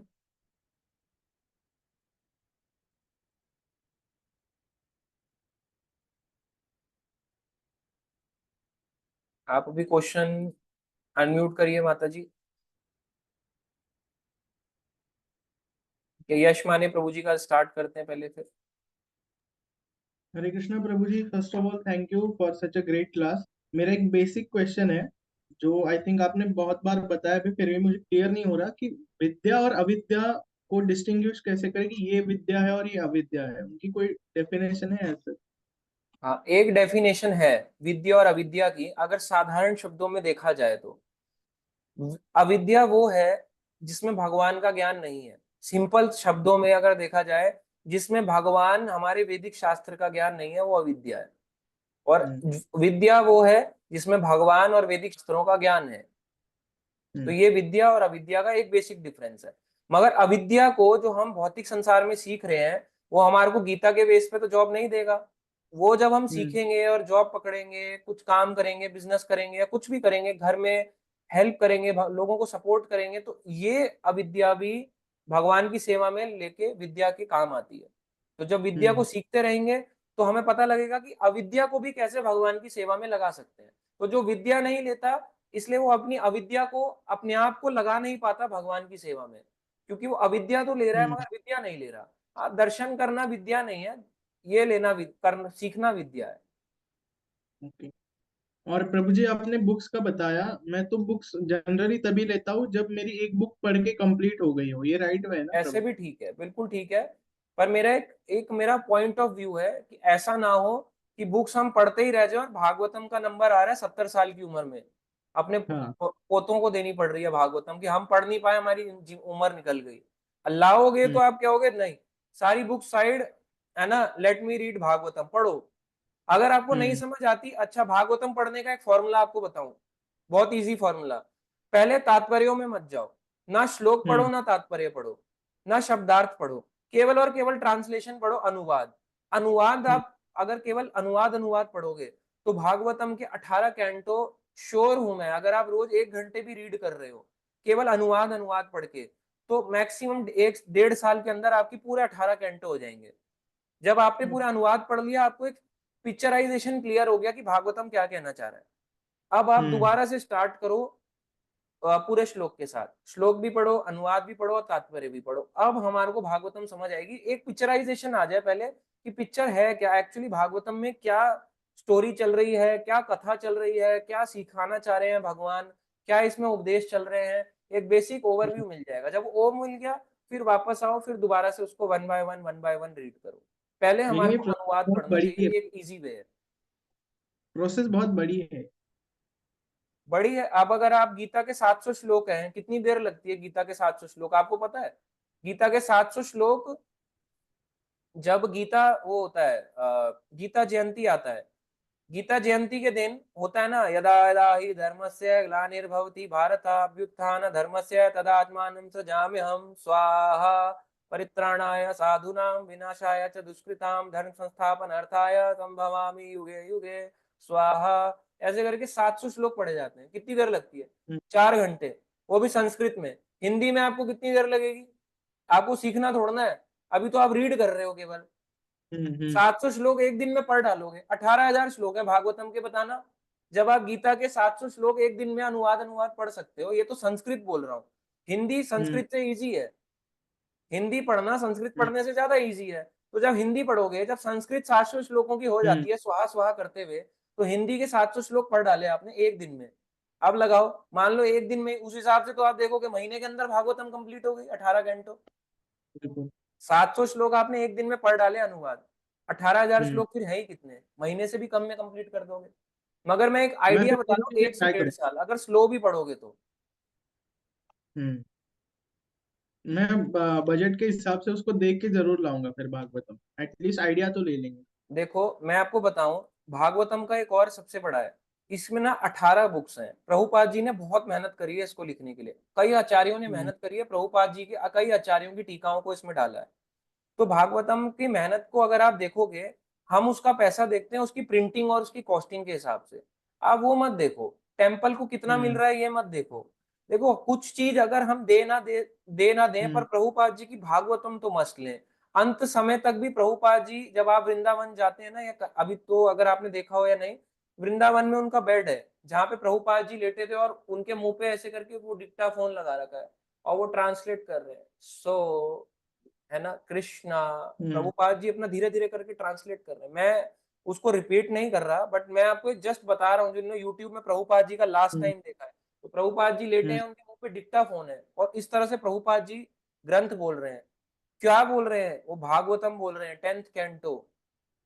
हम्म। तो सोचो, उन्होंने भागवतम बोली जा रही है उनके मुंह से, तो उनके लिए कितनी मेहनत है, दिन रात की उनकी मेहनत है। हम उसका कष्ट नहीं जानते। गीता तो उन्होंने बहुत पहले ही कंप्लीट कर डाली थी। सारी मेहनत उन्होंने, भागवतम छोटी बुक्स भी थी, पर चैतन्य चरितामृत और भागवतम, इस पे तो उन्होंने अटूट मेहनत करी है प्रभुपाद जी ने, अटूट। ना रुके प्रभुपाद जी, इनको ट्रांसलेट करते हुए चले गए, इनके तात्पर्यों को देते चले गए, देते चले गए, देते चले गए। इसलिए तात्पर्य बाद में पढ़ो, पहले स्टोरी पढ़ो, स्टोरी क्या है, स्टोरी समझ आ गई, अब आप फिर भागवतम पढ़ो कि है क्या। इसलिए अगर इस तरह से पढ़ोगे, मैं ऐसा ही उनकी करूंगा। मेहनत देखोगे, तो आप कहोगे मेरे 6,000 रुपए कोई बहुत बड़ी चीज नहीं है। ठीक है, मैं टेम्पल को वैसे नहीं दे सकता रोजाना, मैं नहीं कर सकता और कोई डोनेशन, ठीक है, मेरे में इतनी क्षमता नहीं है, मगर भागवतम को लेने के लिए तो है मेरी क्षमता, और ले सकते हैं। जहां हम्म। तक मुझे है कि अगर एक भक्त इस 2 साल या 1.5 2 साल उसको स्पॉन में हो गए, उसको ले लेना चाहिए भागवतम, नहीं वेट करना चाहिए। वो किस चीज का इंतजार कर रहा है कि कोई आकाशवाणी होगी, मैं गारंटी देता हूँ 70 साल में भी आकाशवाणी नहीं होने वाली। भागवतम लो, अनुवाद से स्टार्ट कर दो, कुछ मत पढ़ो श्लोक, लोग कोई बोले गलत पढ़ रहे हो, कान बंद कर लो, ईयरबड्स लगा लो, और श्लोक के अनुवाद पढ़ो, बस ट्रांसलेशंस पढ़ो, बस पहले पहले क्लियर करो फिलॉसफी भागवतम क्या कहना चाह रही है। ओके ठीक है, मैं ऐसा ही करूंगा प्रभु जी, आपको बताऊंगा भी लेने के बाद। हाँ, इसलिए कभी तात्पर्यों में मत जाना, ये मेरा एक बेसिक सुझाव है। जा सकते हो तो फिर तो बिल्कुल स्टार्टिंग से स्टार्ट हो जाओ, कोई दिक्कत नहीं है। और हम्म। बहुत बहुत पढ़ भी रहे हैं, यहाँ पे बहुत भक्त हैं जिन्होंने सेकंड कैंटो कंप्लीट कर लिया। हमारे हम्म। साथ एक प्रभु जी हैं यहीं पे, आशीर्वाद प्रभु जी, अभी वो नहीं है, उन्होंने लीव कर दिया। अभी वो थे क्लास में, पूरा उन्होंने सुना, शायद लेट हो रहे होंगे, तो उन्होंने पूरा भागवतम सेकंड कैंटो पढ़ लिया। कई ऐसे भक्तों ने पढ़ लिया आराम से, कई भक्तों ने पहला स्कंद पढ़ लिया, जबकि पहला स्कंद ही सबसे मोटा है, उसके बाद छोटे छोटे स्कंद हैं। छोटे हम्म। मतलब उनका जो साइज है ऑन एन एवरेज गीता जितना है, तो आप उनको पढ़ पाओगे। हाँ, अगर तात्पर्य, मैंने आपको वही बोला, जल्दी पढ़ना चाहते हो तो केवल अनुवाद के साथ पढ़ो। और भागवतम में ऐसा भी नहीं है कि पहले उससे पढ़ना चाहिए, कहीं से भी हम्म। पढ़ो। चाहे चीनी को यहाँ से खाओ, नीचे से खाओ, ऊपर से खाओ, चीनी का स्वाद वैसे ही मिठास आने वाला है। इसलिए प्रभुपाद जी कहते हैं, है ना, पहले वो कहीं से भी पढ़े, मगर जब कहीं से भी पढ़ने के बाद उसको, एक व्यक्ति को चाहिए कि दोबारा से वापस आके स्टार्टिंग से पढ़ना स्टार्ट करे। इसलिए पहले ठीक है, मिठास यही। ले लो उसमें है क्या, क्या दिया है, फिर उसको स्टार्टिंग से स्टार्ट करो। ओके ठीक है, थैंक यू प्रभु जी, हरे कृष्ण। अभिमन्यु शेखावत प्रभु जी। हरे कृष्ण प्रभु जी। आज की क्लास बहुत अच्छी रही प्रभु जी। थैंक यू प्रभु प्रभु जी, जी। मेरा एक क्वेश्चन है, जैसे हाँ हाँ जी। प्रभु जी, जैसे मान लो मेरा क्वेश्चन था, जैसे मान लो कि किसी की अगर मान लो 11,000 सैलरी है, तो उसमें वो कैसे मैनेज करेगा कि वो भागवतम ले सकेगा कुछ? देखो, अगर किसी क्योंकि की ऐसा सैलरी, ले। हाँ ये क्वेश्चन आता है कि किसी के पास पैसा कम है तो वो कैसे मैनेज करेगा, तो फिर वो धीरे धीरे जोड़ जी ले, बस। जोड़ तो सकता ही है, चाहे 100 रुपया जोड़े महीने का, इतना ही जोड़ ले, धीरे धीरे करके जोड़ तो सकता ही है।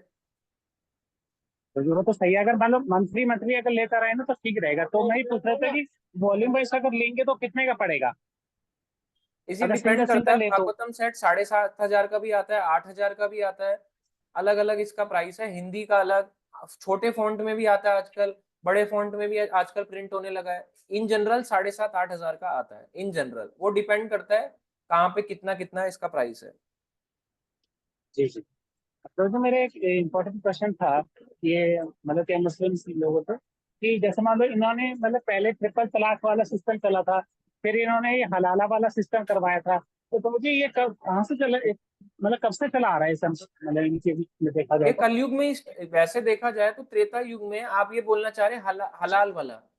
ये जो हाँ त्रेता हाँ युग हाँ। में था तो शूर्पणखा ने तपस्या करी, तो तपस्या करने के जी बाद वहां पे इन्होंने एक माना था कि कलयुग में भी मेरा वंश वृद्धि हो, तो वंश वृद्धि हो रही है, हो तो रही है। हमारे आसपास के कितने लोग कन्वर्ट हो रहे हैं। आपका नाम जी। अभिमन्यु है, आप तो चलो अच्छे हाँ भक्त हैं, पर मान लो अगर आप भक्ति में नहीं होते, आपका नाम कुछ और हाँ। दे देते, जी। तो इस तरह से मतलब बना देते, आपका नाम कुछ और हाँ कर हाँ। देते। इस तरह से ये रजत है तो रजाकुद्दीन कर देंगे, जी अगर मैं भक्ति में नहीं होता तो रजाकुद्दीन कर देंगे। वो हो तो रहा है, वंश वृद्धि हो रही है शूर्पणखा की। और प्रभुपाद जी ने इस बैरियर को काटा है। इंग्लिश एक तरफ जो अंग्रेजों ने डिस्ट्रॉय किया, और जो हमारा धर्म परिवर्तन चल रहे हैं उसको एक तरफ, प्रभुपाद जी ने लोगों को खींचा इधर से आओ धर्म की तरफ। इंग्लिश बैरियर को इंग्लिश में दे दिया, बोले मैं हिंदी में दूंगा ही नहीं ग्रंथ, इंग्लिश में दूंगा, वर्ल्ड वाइड लैंग्वेज है, सब पता था, इंग्लिश में डाल दिए लो शास्त्र। और अपने शिष्यों को बोल दिया लो ट्रांसलेट करो, कोई हिंदी में करो, अब इसको ट्रांसलेट करो जो मैंने इंग्लिश में।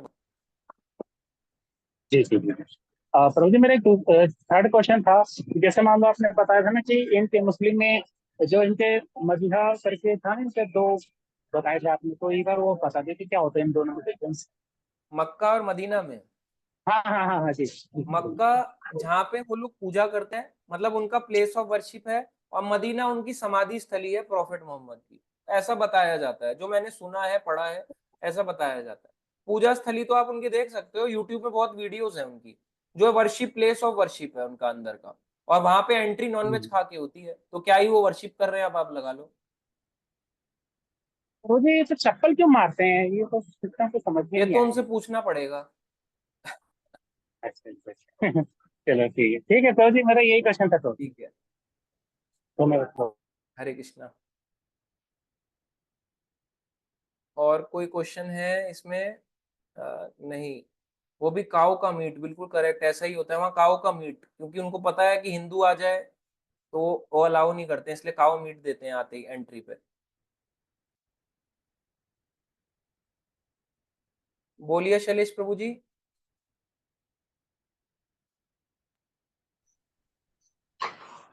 हाँ, हरे कृष्ण प्रभु जी।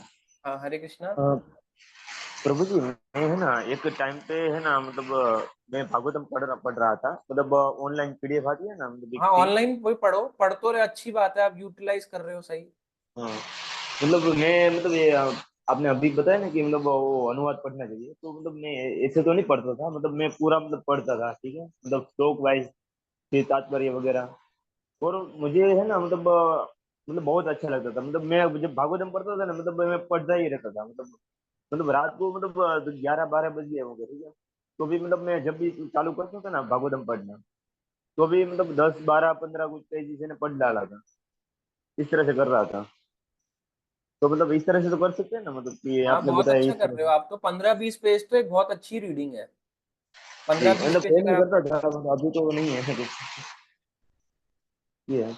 और प्रभु जी, दूसरी बात ये कि मतलब है ना, मैं आज वो भगवद गीता लाया था घर पे, ठीक है, पहले पढ़ता था यही, पर वो पीडीएफ में पढ़ता था, पर अभी है ना मैंने थोड़ा हिम्मत करके है ना, मतलब घर पे ही ला, मैंने सोचा कि घर पे लाऊंगा ना तो कुछ ना कुछ मतलब घर वाले कुछ ना कुछ चाहेंगे, तो मतलब छुप छुपा के मतलब मैंने वो घर पे रख दिया सही। नहीं ठीक है, आप जैसे पढ़ रहे हो ना उसको घर वालों से, अगर घर सपोर्ट करता है ठीक है, नहीं तो अपना फोन में पढ़ लो जैसे आपको सूटेबल हो। जी। इसलिए और क्लास में कोई भी चीज बताई जाती है वो तो एक आइडियल बताया गया कि ऐसा होना चाहिए, अब अपनी परिस्थिति के हिसाब से प्रश्न पूछना ही चाहिए। जी। और प्रभु जी, अभी अभी मुझे शेफाली प्रभु जी पूछ रहे थे, किसी ने किसी 11 सैलरी हो तो भागवतम कैसे अफोर्ड कर सकता है, ठीक है, तो मैंने एक बार देखा था ऐसे ईएमआई पे भी है ना, वो मिलता है कुछ 300-400 रुपये का कुछ ईएमआई होता है वैसे, सिर्फ महीने का। अगर आपको ऐसा लिंक मिले तो भेज देना, किसी भक्त को चाहिए हो तो प्रभु जी लिंक भेज देंगे। हाँ, लिंक तो नहीं, मतलब ऐसे अमेजोन फ्लिपकार्ट में है ही वैसे, तो मतलब ऐसे मैं ऐसे वो स्क्रीनशॉट डाल दूंगा वैसे।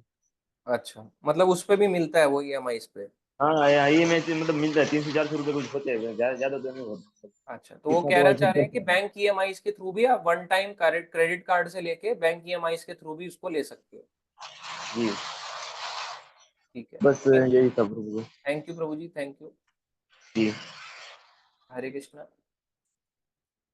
ठीक है, एक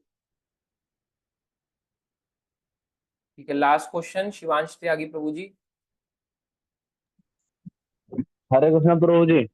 हाँ जी, हरे कृष्णा। मैं कह रहा था वो वहां पे पत्थर और चप्पल इसमें मारते हैं, वो वहां पे शैतान मानते हैं। अच्छा, कुछ शैतान शैतान है, मानते हैं। पता नहीं। हाँ, पता नहीं किस चीज को। अब पता नहीं, ये तो उनका क्या बिलीफ है तो हमें भी नहीं पता, बट एक उनका बिलीफ है। वही मैंने बोला कि वो फिलॉसफी थोड़ी उनकी, अब उनको कहीं ना कहीं रास्ते पे लाने के लिए बस एक नियम कानून कुछ भी दिए गए हैं। हाँ, ये था मेरा। अच्छा, ठीक है, थैंक यू प्रभु जी, आपने बताया। और अभी हम एंड करेंगे, नेक्स्ट क्लास करेंगे संडे को गीता के ऊपर। तो अभी हम एंड करते हैं, सबको अनम्यूट करके। हरे कृष्णा हरे कृष्ण हरे कृष्ण कृष्ण कृष्ण हरे हरे हरे राम हरे राम हरे राम राम राम राम हरे हरे की हरे जय। जय श्रील प्रभुपाद जय की श्री जय। श्री ईशोपनिषद जय की जय, जय श्रील प्रभुपाद की जय, निताई निताई जय। गौर प्रेमानंदे। हरि हरि हरि हरि हरि बोल। बोल।